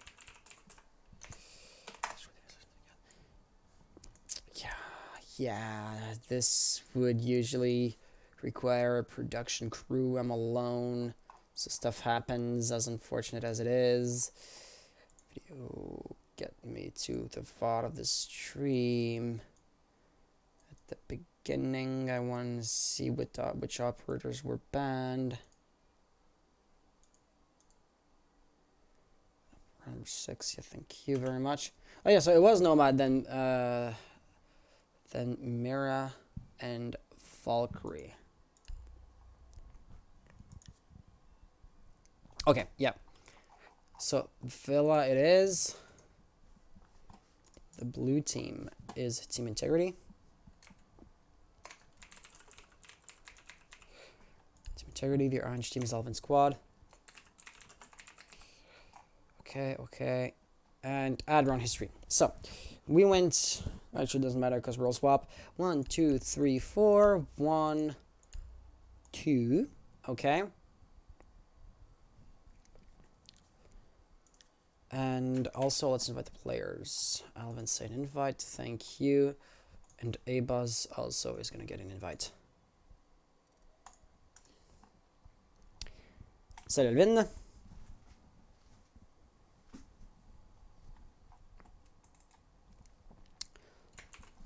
So Alvin on the one hand, and Abuzz is going to be the other player. Atomic saying Alvin asks Steve for Moss an easy win.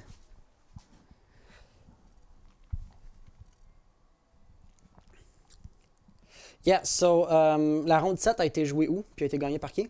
Par nous, on a été aviator pour on a win. Ok. Exact.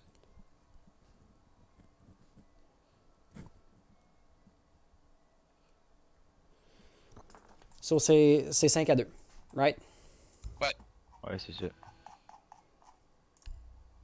So the round the round that we have missed is Team and Charity, who started defending, went aviation, which was predictable in hindsight, and they won. So the scoreline is now 5-2. Team and Charity are absolutely on their way to winning. So check up. Are you guys ready? Yes, sir. Yes, sir. Yeah. All right. Well, resuming 5-2. Good luck, have fun, and may the best team win. I absolutely hope I did not goof up the settings, because if I did, then I'm gonna have to re-host once more, which is absolutely not wanted. Okay. So yeah, speaking Spanish is the first language. Considering, due to the time zones and such, I don't expect you to be so European or anything along those lines. Spanish would have been quite predictable in hindsight. But that's the thing. You can only know it. You can only say, oh, it was easy to know once you've already learned it. Are you from like South America or? I'm just kind of curious. You're in the chat quite often these days, so hey, I want to know who I'm talking to. So yeah, I mean, the odds of being, for example, say a European Spanish, I want to say immigrant to the U.S. are quite low compared to the amount of Spanish speakers you have in LATAM. Yeah, that's how you'd say it. So yeah, where are you from? All this good stuff, all those juicy details. Hey, why was I not centered on A-Buzz? So, after having won on the Aviator room, of course, Statues is going to be the second defense. By defending statues, what can you expect? Like I said at the beginning of the game, A-Buzz is quite aggressive. So he was entry fragger on offense, and now, well, he was playing IQ, so he was like kind of the anti-roaming operator. And now he is absolutely going to be roaming. Actually, if you look at the defense, the only two operators that I absolutely do not expect to see roaming are Hex and Hita. Steve, just like Spadan, doesn't exactly have a kit that helps him roam, but the 3-speed and, you know, the good gun that he has would kind of enable Steve to roam if he elected to do so. Plus, he doesn't have to stay here. Bandit tricksing would be quite rare, and Hita with the impact nades can also, you know, pick up the slack on that front. The attack, Alvin's squad are spawning from ruins, and they will be pushing into the building from the southern side. I don't see any roamers in the general area to, you know, meet them right away and deny them entry in the building as a whole.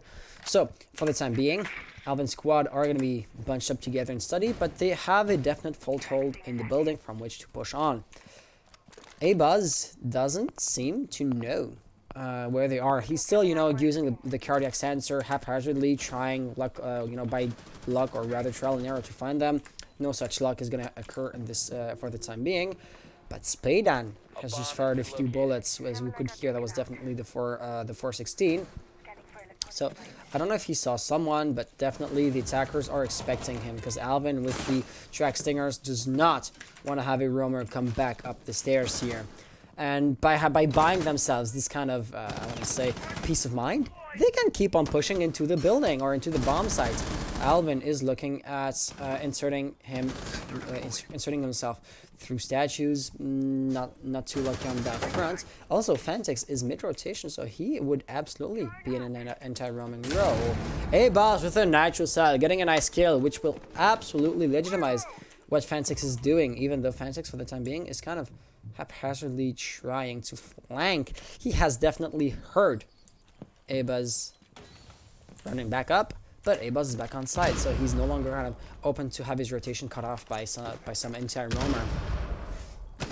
The drone will be shut down. Oh, stab. I saw somebody lose some health in the kill feed at the same time, but Hex has been cut down by Ash. It was not Hita through the smoke who got a lucky shot off. But A-Buzz waiting for the good moment to get a kill. That is going to be nice. Hita getting a frag at the same time. Now in a 2v2 situation, Fantix inflicting some damage but receiving more in return. He is able to get the Maestro down now alone against A-Buzz. His chances of winning are, I don't want to say quite low, but the thing is, A-Buzz will know he's coming. He does have the cardiac sensor, you know. He basically has a glorified, legitimate wall hack. Diffuser has also been lost by the attackers, but that is nothing too dramatic because, of course, Fantix can recover it quite easily. He is going to know that somebody's right there. A-Buzz will be concussed, but nothing too major, right? Though he's concussed, he's going to be coming back there, not peeking until the last second, forcing Fantix to go and get him, and he does, and he gets it. So, Alvin's squad winning round number 8. They haven't sent the Moss. No, they haven't. But the Moss is only going to be asked for at the end of the game. I mean, ultimately, if they lose, it's not going to matter too much, is it? Though, I mean, yeah, in theory, Ichiro will be banned immediately. However, my approach here is basically I'm only going to be looking to apply sanctions if the players ask for it. The example I'm always going to be using by default is as if a team was to be late. If a team is late, if a team no-shows and the opponent doesn't care, if the opponent is open to waiting for the other team to arrive, then I'm not going to be inflicting a forfeit and a no-show penalty if the other team, you know, is open to waiting and to actually play the game. So this approach is not necessarily a hands-off approach, but it's an approach to make sure that I'm not trying, you know, to bully the players to find whichever reason in the rulebook to bully them, basically. So if Alvin's squad were to lose and if they were to ask for the Moss files, we're gonna comb through them, you know, because Moss files are gonna be guaranteeing the integrity of the competition. But other than that, yeah, I'm going with the hands-off approach. Also, the admins are just telling me that Crystal Clear Gaming, or CCG in short, will be having the victory. So, Kool-Aid Brigade, they had 3 players disconnect after only 3 rounds and go play. What was it? Zug, had you told me? I don't remember. They kind of rage quit basically, and therefore Crystal Clear Gaming will have a victory here on their hands. So, as unfortunate as it is, it do be like that sometimes. So, we didn't talk about this defense or this initial setup too much, but the defense is going to be in the statuary room. Spaden here is just a roamer, and he is going to be quite aggressive. So this is definitely a big difference between Alvin Squad and Team Integrity. Attackers dropped the diffuser. Integrity, they didn't exactly try to be this aggressive, right? The roamers weren't actually going out of their way to meet the attackers, and here this has a good potential. At worst, Team Integrity losing, you know, 1 or 2 roamers, losing players all around is always bad, right? Being in a numerical disadvantage is never wanted, nor is it ever asked for. But at the end of the day, oh, and Steve getting a nice kill, and there's going to be another frag here. This is going to be the defense now in a 5v3 situation. Stab wants to come back up. He's going to be inflicting some damage on Jaeger, but Jaeger will be reacting in kind and being more efficient at it. Fantix, already last player alive. He is looking at setting foot on OBJ, but he doesn't have the diffuser, and Smoke definitely knows what's up. A lot of fire will be put down range, but it is not going to be enough. Team Integrity winning round number 9. There you go, Steve, with a few bullets, with a few more accurate bullets than what Alvin Squad was able to provide, and that was the decisive factor. Though IQ was the first to start firing, she missed her shots. Est-ce qu'il type GR après chaque round? Yep, it seems like it. We'll be saying about stop playing with your food. I got you new tools to see if you cheat faster than ever. Yeah, indeed. So, as you all know, we're using Moss as an anti-cheating tool. Zug would be the admin which I was referring to earlier, and he's been using his coding skills to basically automate a Moss analyzer. So whenever you open up a Moss file, you're always looking for the same things, right? Either to see if there are macros, if there are you know, wall hacks, a few programs that they're running, or you know, if anything of a list of known cheats has been detected on the computer. And we have so since this is a I don't want to say simple, but it's a very repetitive task. You're always doing the same thing, and this is what programs excel at, right? They're always doing or executing the same code. So basically, Zug has developed a small little app which is going to automate basically the fact of combing through a Moss file. 5 seconds to go. So Bulldogum saying we won a 5v2, let's go. Yeah, winning the 5v2 was not so surprising considering it was a 5v2 situation. But still, GG's to you. I hadn't exactly pointed it out expressively, but this is going to be a match point situation. Team Integrity with 6 points. If the attack was to fail here, Team Integrity would have the win and would cement themselves as being the first team in the competition today. You're gonna have Spaden roaming in the astronomy room. He receives some amount of pressure and falls back immediately, losing health to friendly fire. How unfortunate! How unfortunate. Spaden right here will not be letting go too easily, though. He wants to keep on, you know, the pressure up. Steve able to get a kill, but Spaden will be cut down immediately as such, leaving us with a 4v4 situation. Your roamers are still up, right? You still do have one roamer, and Hex is also holding the angle, not exactly on bomb side, so quite aggressive on his own as well, though he is just waiting. He's waiting in a forward position. You do have your attackers who will be moving forward. So Stab here. Sending out drone, probably joining for Maze. Maze will be trying to get the kills. And he'll immediately realize that Hex is going to be on the right side. So you would want to toss in a grenade. Oh, Fantix can be extremely dangerous. He's looking at getting a wall bang, and he does. Thanks to that drone. Now, you still had Steve last seen above his shoulder, but then again, Steve was able to get back on site. So, leaving us in a 3v4 situation, Hita is still holding on 90 hallway. So, you couldn't just walk right up to the game room entrance, but that it might not even be what the attackers are trying to do. Oh, that grenade could have been absolutely dangerous. Thing is, Maze and Munchies, they could just as easily, and they did, open up this reinforcement right here. A-Buzz is going to be holding the ankle with the shotgun. At this range, it can be absolutely dramatic. If he doesn't get flashed or anything along those lines, that is. The drone did not see him. Hita gonna get a kill on his own. Now, a 3v3 situation, you do have Fentix on the first floor. Maze holding the angle, and it does seem like the attackers are somewhat, I want to say, hesitant at pushing in.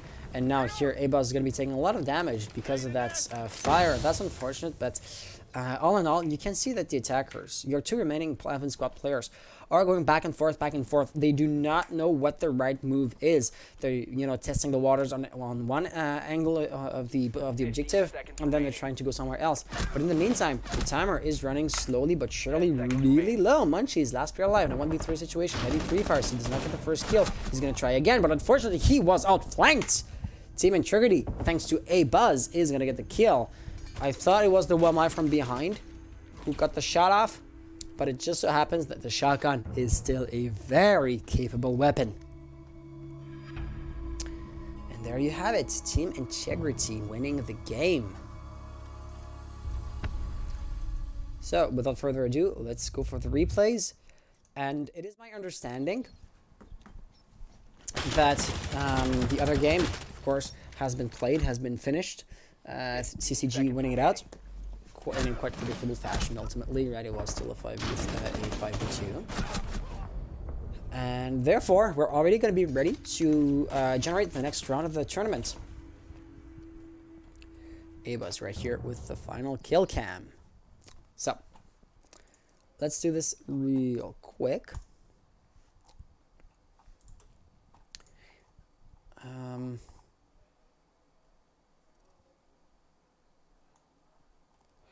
CJ Will saying, how many more games are there? I'm hoping we're done.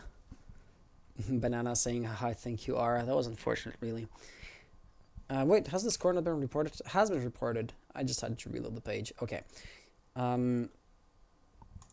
Yeah, Team Integrity against Alvin Squad. Integrity won. How much was that? 7-3, I think. Right? Yeah, 7-3. Let me just click through. Alvin saying 7-3. Good. Report score 7-3, like so.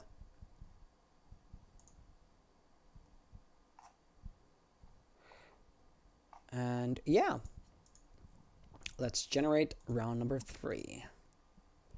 So Kool-Aid Brigade will be having the bye, leaving us with Team Integrity. Oh my gosh, playing against Crystal Clear Gaming and Storm's Edge Esports will be facing off against Alvin's Squad. So if we take a look at the standings, Crystal Clear, they had a victory thanks to their free win, thanks to their bye. And therefore, they're in theory on an equilibrium. They are now tied against Team Integrity. And therefore, they have to break that tie. Kool-Aid Brigade will be, at the bottom of the leaderboard. So they have their bye right here. And Alvin Squad have a game to play against Storm's Eagle Esports. In theory, you know what? Let me just grab that POV. Alvin Squad on paper, they have the same amount of points as Storm's Eagle Esports. However, The opponents against Storm's Eagle Esports has a 100% win record. So, you know, Storm's Eagle, they did have a free win. They did have a bye, which is why they got a point. And that's why their opponents have a 100% win record. Whereas Alvin Squad, they lost they lost a match, which is why they have a 66%. And in theory, they are inferior, or, you know, on paper, they are inferior to Storm Eagle Esports. But then again, this is why they're playing that match, to break the tie. And yeah, after that game has been played, we are going to have the definite or the final results of tonight's or of the week's rankings. So, without further ado, let's get right into things. Which team should we cast? Integrity against Crystal Clear or Storm's Edge against Alvin?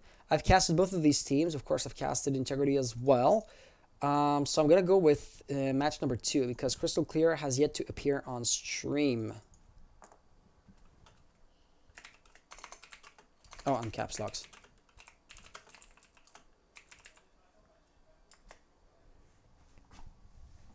So yeah, I'll be casting them. Right here is the map ban occurring. It seems to be underway.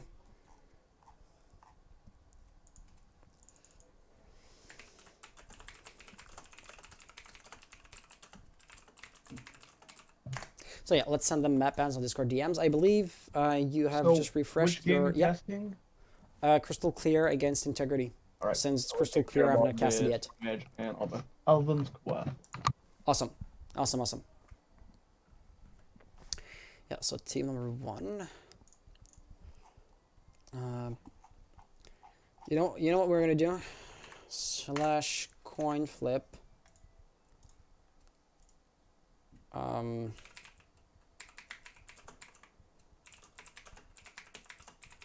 So Integrity, I'll be giving you the first ban.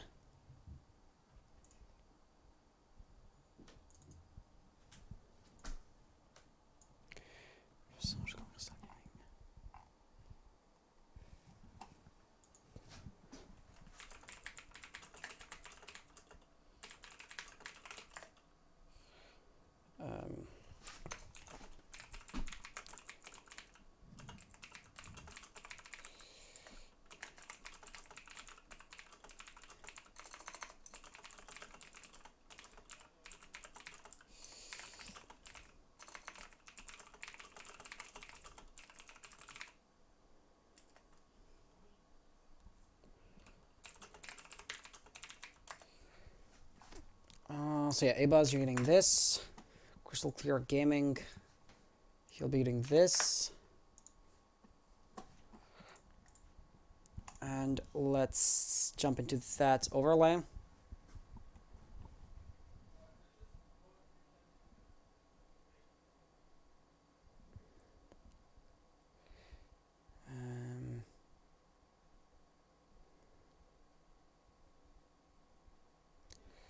Okay. Yeah. Yeah, Zug, if needed, we're going to be enabling, how's it called? Slow mode.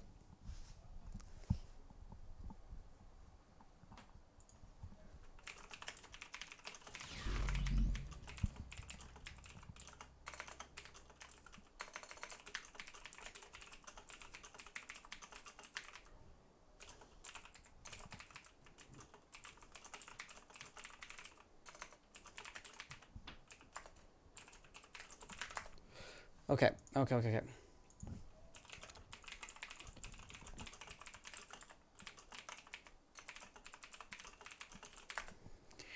Yeah, so, sorry, I had to coordinate on Discord a little bit. This tournament format is not yet really known, right? Swiss is still kind of the outlier, I want to say. And so players had a few questions on how this works, how the points going to work. So we won against this team. We lost this many rounds. We're not playing against this team. We could beat this team if the algorithm hadn't made us play against them. So what gives? Are they going to have a better ranking as us? My hair is annoying the heck out of me. But then I was trying to explain this at the same time, which is what I was doing right here. So Integrity, did I cast them like 3 times? Oh my god, I casted every single game of them. Integrity and CCG is going to be the team. There we go. We're playing Villa once more. And Integrity is going to be starting on the offensive side, aka blue team. So, let's invite them.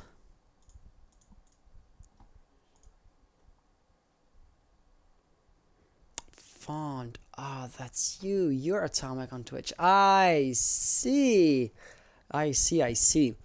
And the CCG players are going to be right here.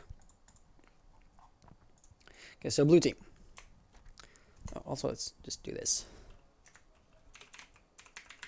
Integrity, and on the other side, it's going to be... I'm going to be lazy and not type out their name long form.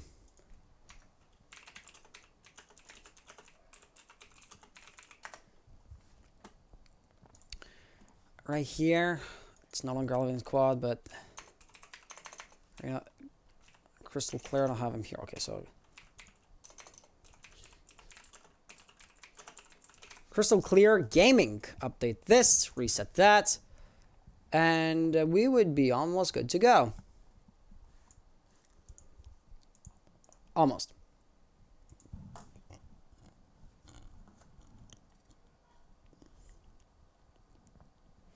Well, yeah, I'm going to need a co-host because casting alone, it does a number on your voice.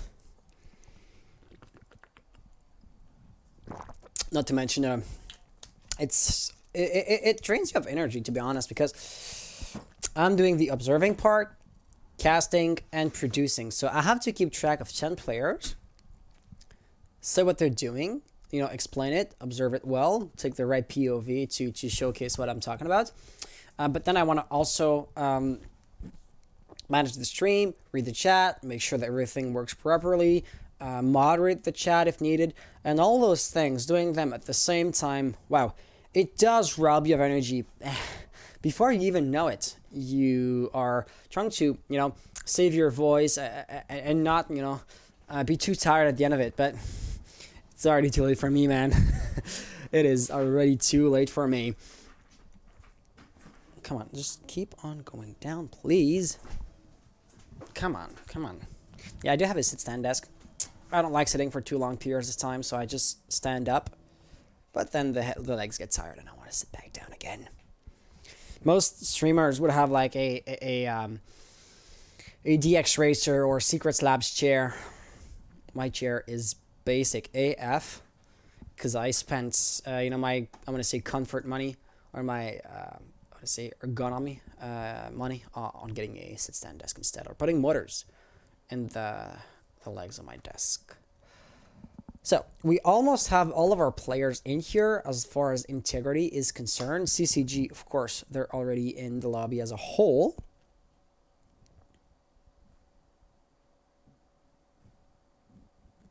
Yo, sorry, Steve went to bathroom right now, so you need to went to All good. No worries. Yeah.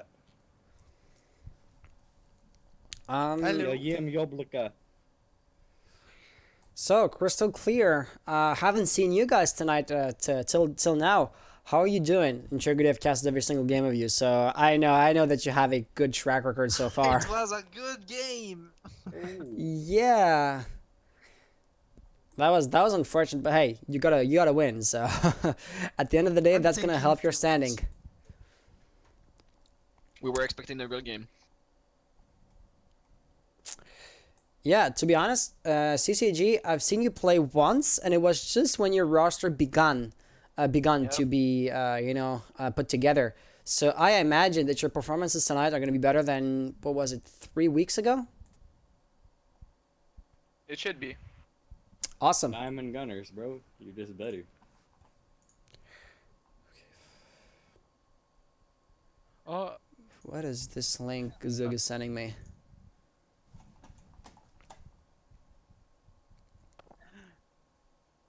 Tu changeras ta map, c'est cool. Oh, the link is for later, not for now. Wait, are you, Zug, are you still in here? Yeah, I'm there. Do you hear me? Oh, yeah, because I heard you, but I thought you would be, like, spectating your match, so I didn't expect you to be here. No, I'm there. And then just, the other game is self-hosted. Okay. So Oh, okay. So it's oh. I think So- that was supposed to be like that. Does it really matter? Not too much, I think. No, I know. Oh yeah, okay, yes, I just remember. So, Yeah, but Every player's here. So to the players, are you guys ready? We play Villa, don't we? Oh yes. You told me to switch it up. I didn't. You're right. You're right. We're chilling. Don't worry about it. Yeah, because you know Yeah. I'm using the same lobby as before, so it just automatically jumped to the next map in the playlist. So yeah, integrity. You guys are ready, I assume. Yes, sir. Yes, sir. CCG. What about you? We are. All right. Well, you know the drill. Good luck. Have fun, and may the best team win. Good luck, boys. good All luck. right. Yes. So. Zug. Yep. You were telling me something. You had sent me a Yep, it's just for later. a link. So for now, for after the stream maybe. Oh yeah, because I have it opened. Basic pack. Yeah. Okay. So the $5 thing link. gets it's a $5 link. The thing gets expensive real quick, but then again, Oh yeah, that. it's standard. But I shouldn't get distracted too much because the operator bands are underway. Oh, here's a question for you. Yep. You had said that you'd like to try your chance or try your hand at casting eventually, right? Maybe getting, a new microphone eventually Yeah. and then getting into it. Why But in not start right French? here? I mean, you're okay in French. Okay. Yeah, tonight's going to be in English. Sorry.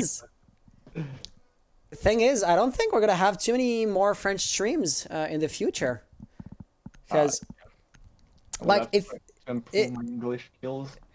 oh yeah, your English skills they can only get better because we are creatures of the internet. The internet does everything in English, so it cannot go down, it can only go up. Yeah, of course.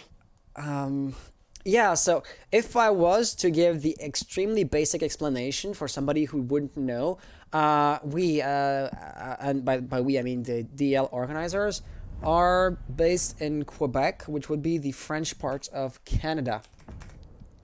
So by being frogs, basically we do want to cast and to provide English coverage, because if not, we're kind of alienating most of the North American continent, which would be counterproductive on a players recruitment registration system wise thingy. Fumbling over words, you get the point. But then, if we start getting English viewers, for example, Jericho, how are you doing? And welcome on the stream.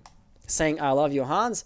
Jericho, I don't think you are a player tonight, so you jumped in. And no, okay, so you are French. Okay, you've left French messages before. Or for example, earlier on tonight we had Attackers need to Atomic locate and Atlas, defuse who doesn't the speak bomb. French, right? And you'd assume, okay, so they're gonna be jumping in, and cheering on the team they play for or the team they're friends with. But then they start coming in on the channel as regular viewers, and before you know it, even if we have only French players registered on a given tournament for any given reason, we will still not be in a position to cast in French. So Zug, you might want to download the Duolingo app. I use it for Spanish currently. Duolingo. As for Spanish, yeah, Spanish is a good language to learn. It's really similar to French, so it makes it easier for us than for like Anglophones French. to learn it. But it really is really less rule, less some retard shit we can find in French. Oh, that yeah. doesn't exist in Spanish. Here's something.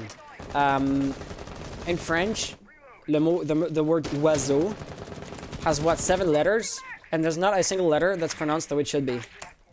Bomb located by Right, attackers. genre, oua. An O makes the O sound, but you pronounce it oua.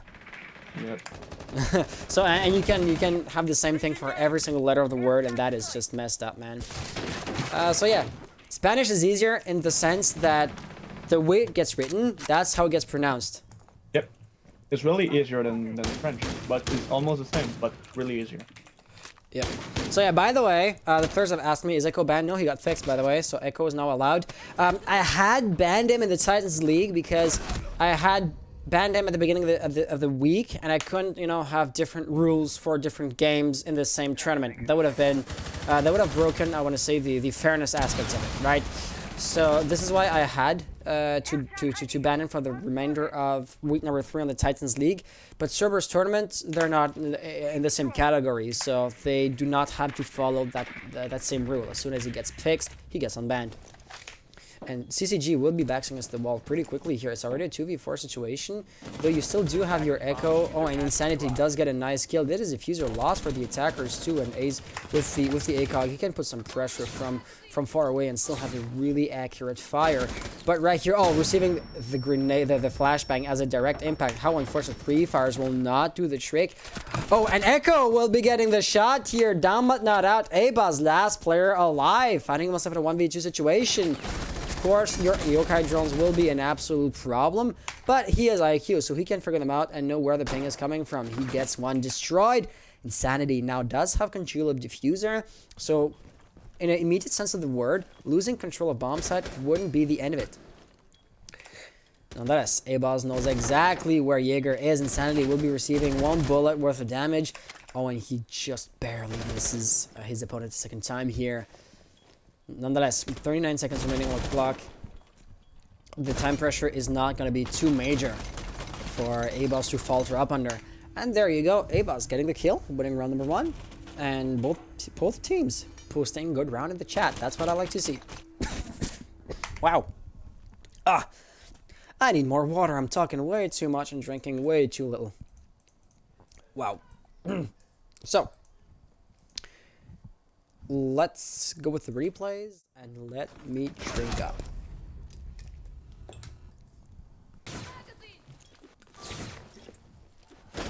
Okay. Zug, I see you're still working on the Moss Analyzer program. Yep, That is- we'll try to implement the new function.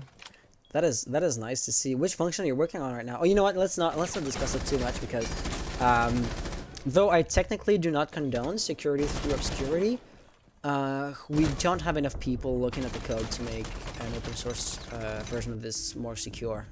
Yep. So there you go. I don't remember how I create new forms. Little the card file new. No, that's not the way it works. So you're gonna have your solution in the top right, yeah, and you right click on your solution. You want to add a component to it. Right click, add, and you should see form somewhere. Yep, there we go. 10 seconds. Add components or add module, or I don't know exactly what's gonna be.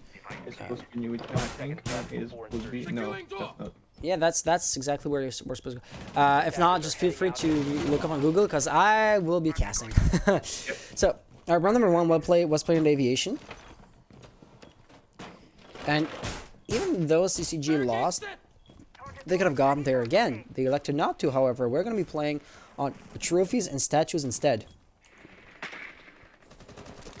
The interesting thing is, however, Attackers have located a bomb. they lost by an extremely small margin. I mean, their chance of winning would have been really good if they went there again. Unfortunately for CCG, or instead they really thought to themselves, let's not. And this is where Integrity's second round here comes in. Abaz, and you know, it's the same play style, game after game after game. Integrity will, unfortunately, have the small disadvantage of having been streamed basically all of their games so far. Therefore, their game style should be known at this point. It is not going to be, but definitely, you know, the fact that you have three roamers, or 3 anti-roamers, verticality, offensive operators on the first floor should be known at this point. Yet CCG will get caught off guard. Insanity will be the first one to bite the dust. Spadan will be cut down as well. And that's also going to be user lost. But the floor is going to be exploding right in front of Poseidon's feet. So he has to turn around. But then he will be quite vulnerable to your IQ rushing. And that is going to be Abaz getting the kill. Leaving us with a 5-3 situation. Spirit is going to be holding the top of the blue stair, or the red stairs rather. So all those players that are on the first floor will have to come back up. He will not be looking the right way, and that is going to be fatal. However, Spirit's advantage of surprise has been lost, and unsurprisingly, he gets refragged quite quickly. Banana Juice and Ace are going to be facing a 2v3 situation. Nothing too dramatic, but oh, he was thrown behind a soft wall, which gets breached by Buck quite easily. And that is going to provide predictable results. Integrity winning yet another round. There you have it. Let's take a look at these replays.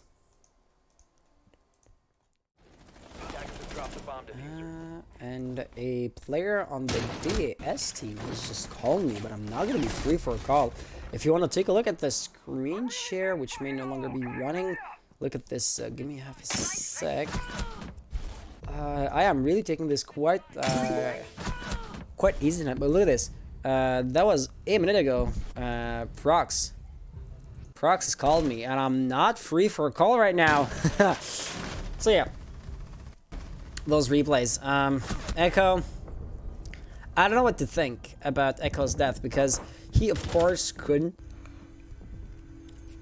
peek or over peek. He was staying hidden, but Buck was able to do the unexpected, so that was good on Steve's part. Unfortunately, however, you know, Ace could have, you know, fallen back a few steps and hidden behind say the door frame next to the corridor. He didn't do that though. So I am unsure really as to why or how CCG are picking their bomb sites. They could have stayed aviation once or twice. They could have stayed statues once or twice, but they're going back and forth, which I find quite weird, to be honest. Other than that, the defense is always going to be incorporating two ACOGs. So you do have Ace with Echo, and of course Poseidon with the Doc. And therefore, in theory, Integrity, who also have the ACOGs, should lose basically their advantage of range. Though ARs typically do have a better range and all that good stuff, it is, you know, going to be mitigated by the fact that the defense has MP5s with ACOGs, which are really good guns at a longer range. Spirit, though he received a drone, though his position is known, won't be pushed too quickly. A-Buzz right here is expecting him, and oh no, he stopped holding the angle just in time. A-Buzz, for some reason, of course he doesn't know that he got the player down. So right now, Spirit is basically begging for help to his teammates, and I don't see anybody that could simply go and help him. Right, everybody is hunkered down on the bomb site or quickly or near behind it.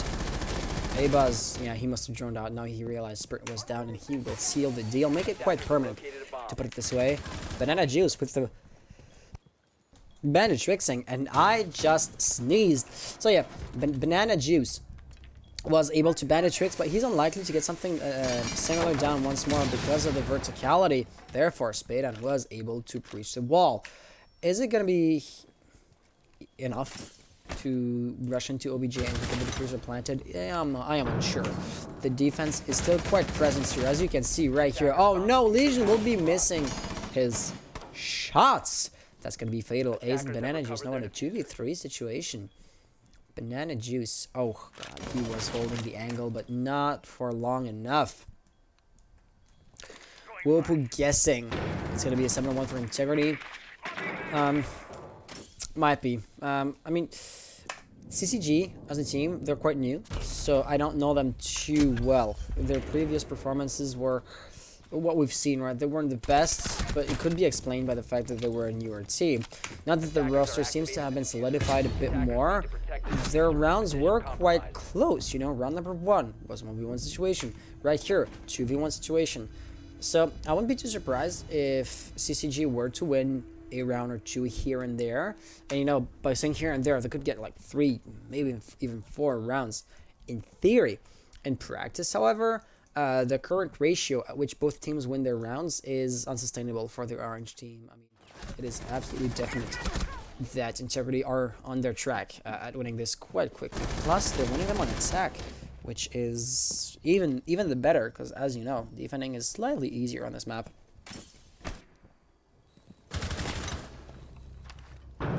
So, for the first time, CCG will be defending the same bomb site twice in a row. And that is something I feel like they should be doing, because they get, by doing so, to study their opponent, to realize what works, what doesn't, so they know that the Integrity will be playing verticality, Buck will be attempting to blow the floor open from A to Z. So sending more roamers could be interesting. And that's the thing, or that's the kind of pattern that you don't get to find if you jump back and forth from one bomb site to another.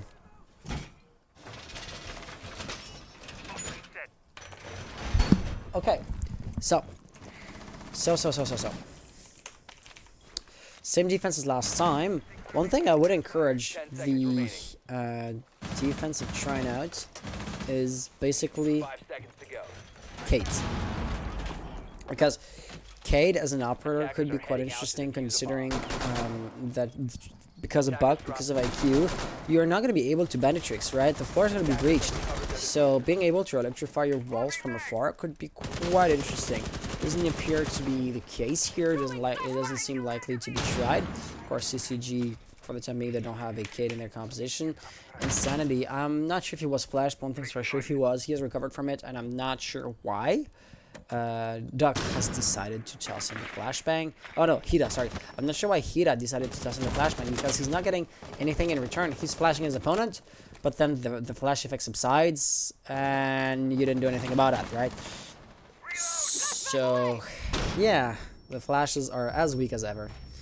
Doc is still gonna get a kill on Poseidon, so Poseidon was going to the first floor, and that ended up being his demise.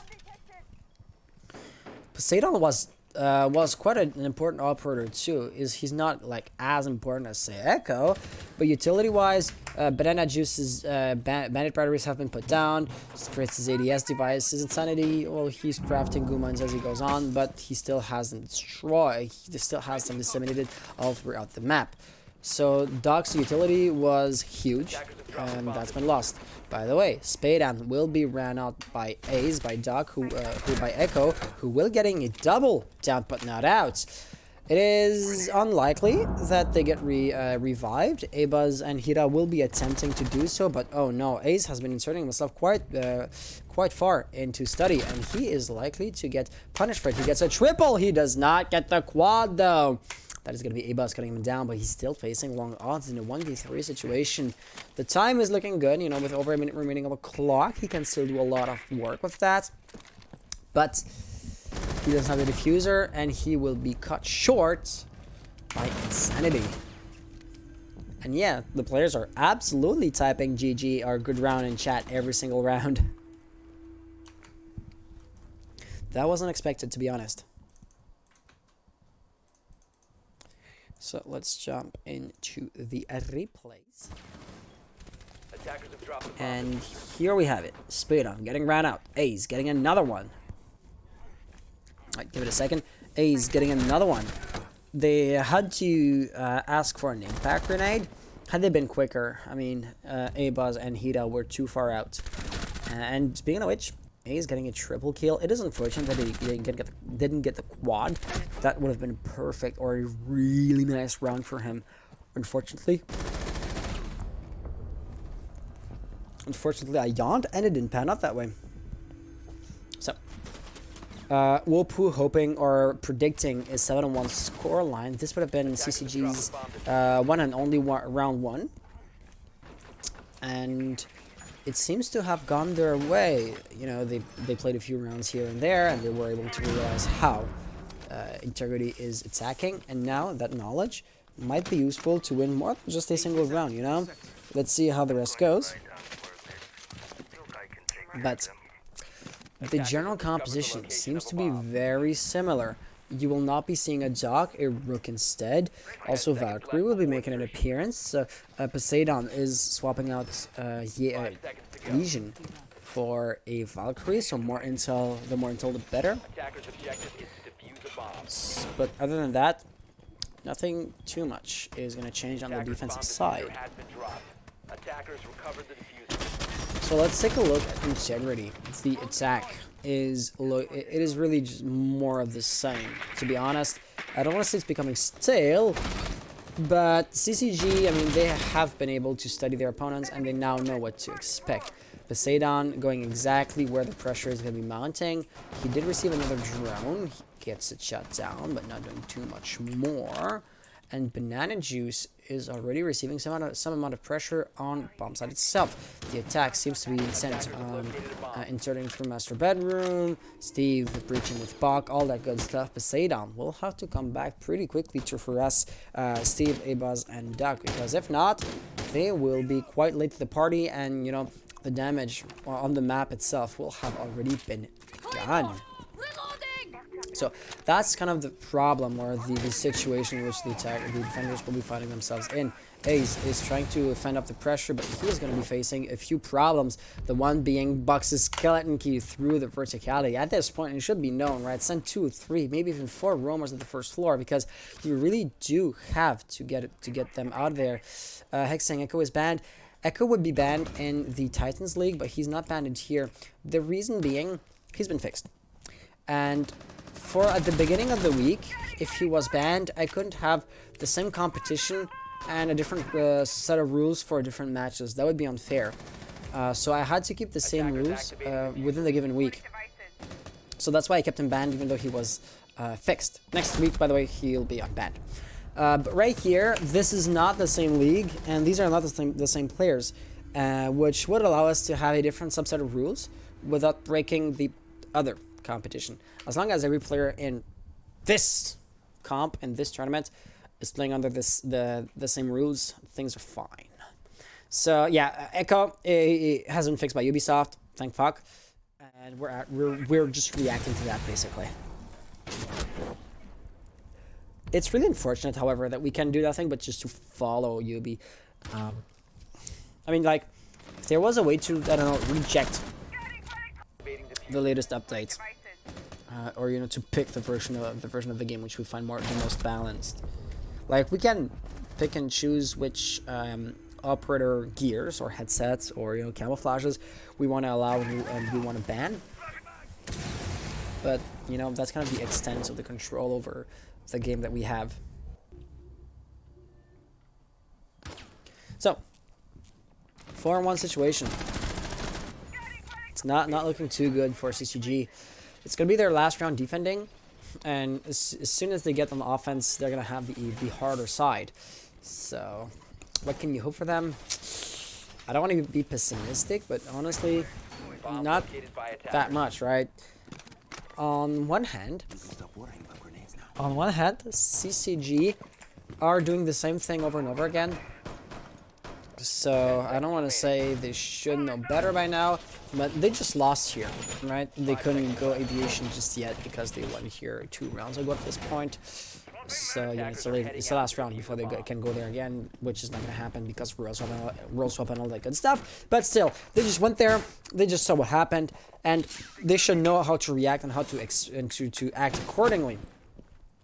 I mean, oh, Ace is going to be right here, but for example, simply putting, for example, a new jammer in the doorway right here, and having somebody, let's say, jump on that counter. He would be in Dux's dead angle, and that could get a cheeky kill. I mean, it would be a cheap way of playing, and it's always disliked because, you know, just like laying prone under a window, which is something I definitely never did. Also note the total lack of sarcasm in my voice. And yeah, that'd be me just fumbling over my words. Once again, casting solo is draining of energy. So yeah, please can I have the co-host? But that is going to be Pulse, even though he knew exactly what was going to happen, right? Ace was in a good position to cut off Integrity's push and to deny them access to the ceiling that would be, you know, quite dangerous verticality-wise. Unfortunately for him, he was not in a position to win his firefight. So, I will just come back to what I said. Mute and Modsy players can be really good I mean, the SSG basement strats on Clubhouse is basically played and only survives thanks to the disinformation which Motzi and mute jammers can provide by making it so difficult to drone the roamers out. Oh no, he's not. Oh no, this is looking pretty bad. Both of them are bunched up right behind here. Spade on getting in, getting a first kill. Getting not a second one because Insanity was right there. He turned around, but now he'll be on his back, and that is going to be the end of the round, unfortunately. So there you have it. There you have it. The attack is always the same. Always. I mean, Integrity have next to no variation in their play style. It looks like it's going to be really easy to figure out, to counteract, or to predict. But then, even if the strategy is known, if it's so good that it simply doesn't have a counter, just like GT strats at some time, if they're so good, well, you don't care to save your strats. You simply care that nobody is good enough to counter them. And I kind of feel like I'm, just talking in circles, to be honest. Tonight's not going to be my greatest cast ever. So, this was yet another Statue's defense, Defenders, protect your bombs from being defeated which by failed, attackers. which led to the role swap, and now we have Integrity defending. So, round number 7, Games Room is going to be our defense. I am quite curious on one front. Alvin and the other game is going to be in round number 6, so they're going to be quite similar to ours. However, 10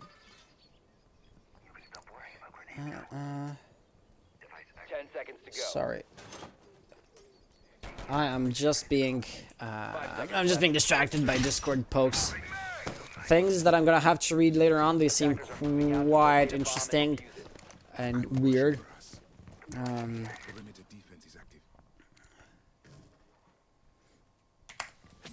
Okay, so it could be quite interesting, actually, if somebody is interested in the, oh gosh, using a nitro cells as a rotation tool. How unfortunate. Is there no shotgun or impact grenade in the composition? Seems not to be the case.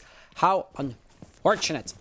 So yeah, if I were just to share this with you, for the anecdote more than for anything else, a player or a member on a caster's Discord server, our R6 casters sharing tips and how to win the industry and all that good stuff, says, so there is a new league called NACL and the T3 league. So when I was looking for actual Challenger League, the T3 league is above Challenger League in the search results, which seems strange. It's a new league with 200 Twitter follows. So yeah, somebody piggybacking off of Ubisoft's names, and weird, all around weird. CCG's attack seems to be falling apart, but not entirely. They got a kill, they lost 2 players. I mean, it would be within normal variation. Steve getting the kill on Ace, though, that would be fatal. And now Insanity's gonna be stuck on that balcony, or on the veranda, if you want to use the proper term. And Spirit is going to be standing exactly where his teammate died. So that insertion is somewhat dangerous. But the especially dangerous thing is simply that whatever the attackers do, they're going to be expected and they're going to be waited for, or they're going to be received appropriately. I mean, Integrity have 4 players. It's a 2-to-1 advantage ratio right now. There are basically 2 angles to watch. The one is going to be the doorway right here, and the other one is going to be where Hira is standing. So, except that they're able to, fight their way through, and I'm sorry, but it looks like Integrity's gun skill is somewhat better. Oh, right here, Insanity inflicting some damage, and that would be good, but he's gonna be outflanked, unfortunately. Integrity winning round number 7, now being in a match point situation. I feel like Veranda was not the right push here, because it made the movements way too predictable. I mean, let's go into fantasy land for half a second. For example, if your 2 remaining attackers, if IQ and Twitch were to rotate into Master's bedroom, from there, you can push either 90 hallway and then games, or you can push aviation. You could maybe even play verticality the way they did. I mean, granted, you only had Oh, we're having 2 rounds worth of replays here. That's unfortunate. Granted, you would only have had IQ and Twitch, so nothing too major. But I mean, still IQ. Somebody that's in the cameras could have been like shot. You know, worth a try at least. Or you know, working together to flush out the roamers and thus get the kills and dwindle down the attackers' numbers. All those things together could have been quite interesting. But ultimately, they ran heads down in a choke point. Especially given the numerical disadvantage in which they were on, that was not the tactical decision to make, in my opinion. And this is why I want to say they lost the round. Ultimately, the round was lost before because it was already in a 2v4 situation. But you know, it's the kind of mistakes which they could ill afford to make because a 1v5, 1-5 scoreline is already quite dramatic. But now, oh my god, being out of ammo, that was unfortunate. But now in a 1-6 scoreline, have we reached a point of no return?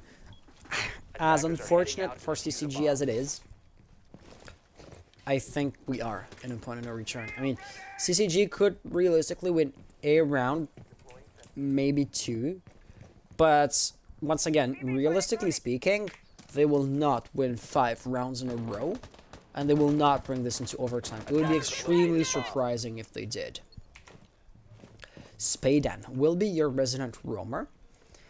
Insanity seems to want to insert through that angle right here, but of course Spadan is going to be ready for that. So that push right here would be kind of short. You also have A-Boss right beneath who will be feeding intel to Spadan. Of course, right, he can't do too much with the nitro cell here. But he can absolutely feed intel and tell Spadan where to look, which intel in and of itself is absolutely invaluable. One thing is for sure, CCG seem to be doing something that's pretty similar to the Integrity's usual pushes, you know? But right here, the head of Steve is peeking. He gets the kill, but Spadan will also get a frag on Insanity. Will he get a double kill? It looks likely he does get a double kill. Poseidon running headlong in those bullets. That was unfortunate. Leaving us with now a 3v4 situation. Spirit is going to be on the roof, on the bedroom roof here. Ace is there again, and Banana Juice is... yeah, they're all there. So it's once again going to be a one-sided push. They did not want to do this because, as you can see, CCG sent with Poseidon and Insanity on the first floor to try to flush out the roamers, play verticality, maybe run up another flight of stairs, either the red stairs or astronomy stairs. But they got cut down. So that second arm to the attack has been basically halted, and here unfortunately Spirit is going to be distracted at the wrong moment, leaving us with a 2v4 situation. At this point things are going to become quite tense. Oh, Spade, I'm getting a kill on Banana Juice. A's last player alive. The don't lose here. That would be so unfortunate. No. Oh goddamn, because I was going to say the air jabs could have been really good to shut down a flank, to provide, you know, some peace of mind, knowing that Integrity can just rush in behind him because, once again, their air jabs are covering the angle. But it looks like it was not gonna have that big of an impact. There you have it, Spadan with 11 kills, Steve 9. Then it drops down. A-Buzz with only 6. Hita, 3 Hita was playing support, right? And here, kills were unfortunately crucially missing. So, Insanity will be the top fraggers, or the top team of that into that tonight's tournament. Let me just enter the result. Integrity won in a decisive 7-1 fashion. So Wopu, you ended up being right. Congrats on that. Storm's Edge against Alvin. That game doesn't seem to have been played just yet. Though they are in a match point situation. Oui, donc là c'était fini, c'était la dernière game. Fait que, ben GG. I'm just gonna say this in English for the stream. This was the last game tonight. So GG's to our players. So Banana Juice, you had like a victory due to the bye. You had a victory to the 5-2 situation. and that Sorry, next what? game. So you had a win because of the bye that you had, the free win. Yeah. The round that you didn't play, you had a victory for this, and unfortunately, it gave you a really good standing. So you faced off against Team Integrity, and that Yeah, I see. was a bit harder. Um, so congratulations on that front. I mean, you still won a round, and you tried your best. You'll improve upon yourselves and become better in the future. But until then, the other game is not yet finished, so we cannot say who is going to be the first, who's going to be second, and all that good stuff. But it looks like they're already in a match point situation. So in the meantime, I would invite Integrity to head over for an interview if you guys want, if you're interested in one. I will ask. So I will be in a public channel in my Discord server if you want to jump in. And well, if you don't want to, just don't, I guess. So I'll be waiting you there. Once again, GG's to both Team Integrity and to Crystal Clear Gaming. And I hope to see you again next week, guys. Yep, thanks for the night. All right, see you guys. So Zug, I don't know if you watched the game. If you have any comments, I mean, if you want to play like the desk analyst, like, oh, this game was good, they played well, this and that. To be honest, I do not have really watched this game. I was Okay. working on the Moss analyzer. Let me just kick us into the public channel if the other players were to join. This was And come then- or what they said. So Abaz said he was gonna ask his teammates if they're interested in it. Right. So There we are back. we're back here in a public channel this time, Hello. and Steve is here. Steve, Abaz, how are you guys doing? Great. Hello, I guys. can imagine. You won basically every single game you had tonight, and by a fairly substantial margin every time. So you must be feeling pretty well. Yeah, I do. those were good games. Awesome. Also, it looks like the other game is finished. So Alvin's squad say they won 7-1. You'll be uploading the screenshot, entering the scores on your own. So it looks like in a few moments we will be good to basically post the results and to have the final standings up to see who exactly won. Because, to be honest, it was the first time I was actually using this format the way I did use it. So I'm not exactly sure how the points are going to work. Because if you have more points but you lost against better teams, so you were placed against lesser teams, which enabled you to win more points, does that put you above the team that you were unable to beat? I'm not sure, which is why I'm just waiting for them to post a screenshot to prove that they won, and then we're going to be taking a look at all that good stuff. So, in the meantime, you won basically every single game that you had tonight. Congratulations on that front. I mean, that puts you in the undisputed first place. But I want to say your pushes were extremely, or your push, do you say pushes in English? Your push, right? Yeah, pushes. Yeah, Your or pushes, push. okay. Yeah. Your pushes were pretty, I want to say, I don't want to say stale because it has a negative connotation, but they were always the same, right? Yeah. You always had 3 players going first floor, breaching the ceiling, and destroying bandit batteries, and enabling Thermite to breach the main wall, and then you funneled in, getting kills along the way, and that worked out pretty much every single time. But then again, the obvious flaw here is that it makes you predictable and basically open to being countered or counter strats. Were you worried about that? Did you think that you maybe should mix things up, or why were you confident enough to keep on playing the way you did?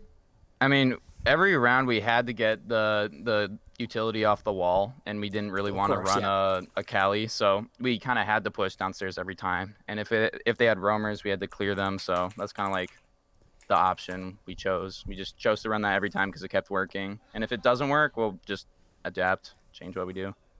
I see. So it worked pretty well, of Yeah. course. Yeah, clearly. And I didn't see, surprisingly enough, too much, counter-stratting on either of the opponent's parts. So, for example, always coming in from the one angle. Never saw that. Never saw, too many roamers being there waiting for you. I was commenting on that. An easy example is if you post a few mute jammers or modsy pests along the way, it's gonna be really hard for the for you guys to drone them out to know where they are, and thus, you know, the roamers can offer up so much more resistance. Never saw that, so I guess you got lucky on that front. But Yeah. if you plan on playing next week, which by the way I hope you do, it's gonna make you guys so much more easy to, I want to say, scout out, because you've played every single map that we had, or every single stream that I had tonight. So yeah, your strats are now out there. Do you plan on doing the same thing next time around, or do you have more strats, or was it really like the only thing that you're used to doing as a team? We're still like a pretty new team, but we're so. I mean, we played Villa like twice today. Like we played the same map twice, so everyone only got to see Villa really. So you never know. Don't know what we're gonna play, depending on what the bans are next week. So we'll see. Yep. I'm also gonna try to get more teams in next week, because of course, you know, this was just the beginning of the season. Yeah. So things can still you know, change up a lot. So I don't have too many questions to ask you, because, you know, you attacked every single time. You had only very little defenses to show, and then your attacks were always the same, and we touched up on that. So Zug, I know you weren't looking at the stream, and I know you weren't casting, but if you have any questions for the players, I know now might be a good time, because I'm already out of questions. No, I'm really sorry. I do not have question. Anyways, I really knew good A-Buzz, so I don't really have a question for this team. So yeah, I think this is basically going to be it for us tonight. So once again, GG's on your victory. You played really well, even if you were predictable. If your strat is good enough, being predictable is not going to be a valid reason to not run it, apparently. So hey, whatever. If it ain't broke, don't fix it. You guys probably know that's that saying. Yes, And sir. I think that's gonna be it for us tonight. So thank you all for being here. I hope to see you again next round, next week. But until then, have an amazing rest of the night. You too, homie. All right, see you guys. See ya. Bye bye. Yeah. Okay, so this is gonna be it for us tonight. I'm gonna be basically wrapping the things up, then shutting the stream down. Zug, we do have a few things to talk about, a few more things than we had initially anticipated. So if you had forgotten about that, let's just, you know, don't log off directly after that. But with that being said, thank you all for being here. We will be counting up the points as soon as we you know, basically immediately. And we'll be posting this both on the web page, which will have to be reworked a little bit because we're in a new season, and we will also be posting this on the Discord on the Discord channel. So thank you all for being here. I hope to see you again next week, be it as a player or as a viewer. And until then, guys, take care and have an amazing rest of the night.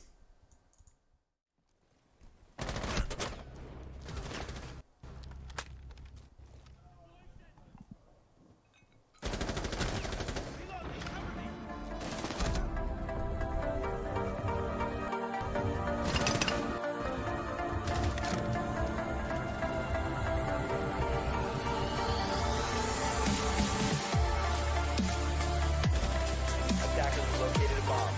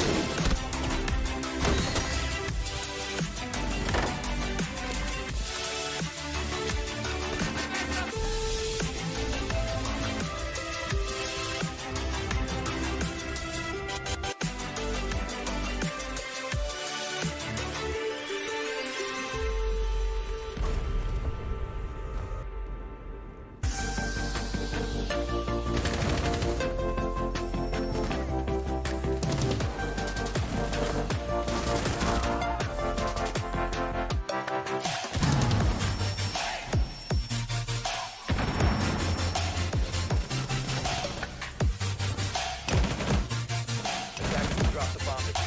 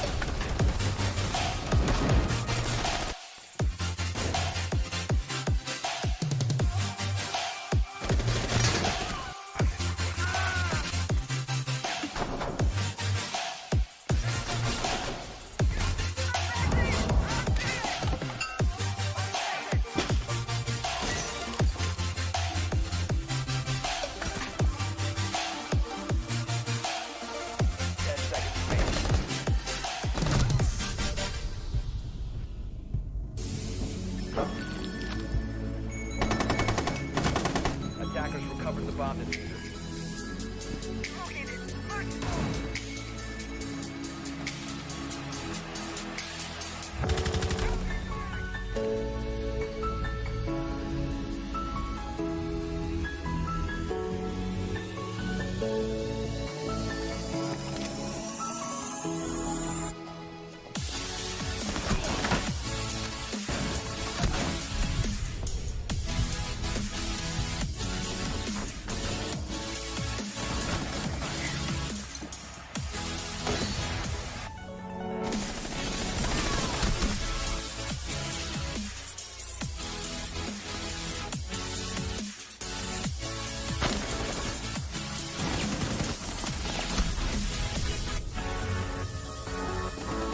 Eyes on the diffuser. Attackers need to be protected.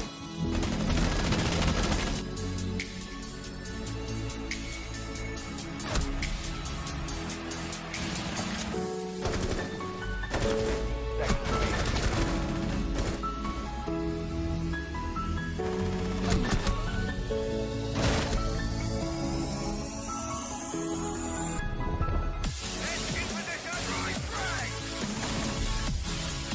The attacker's bomb diffuser has been dropped.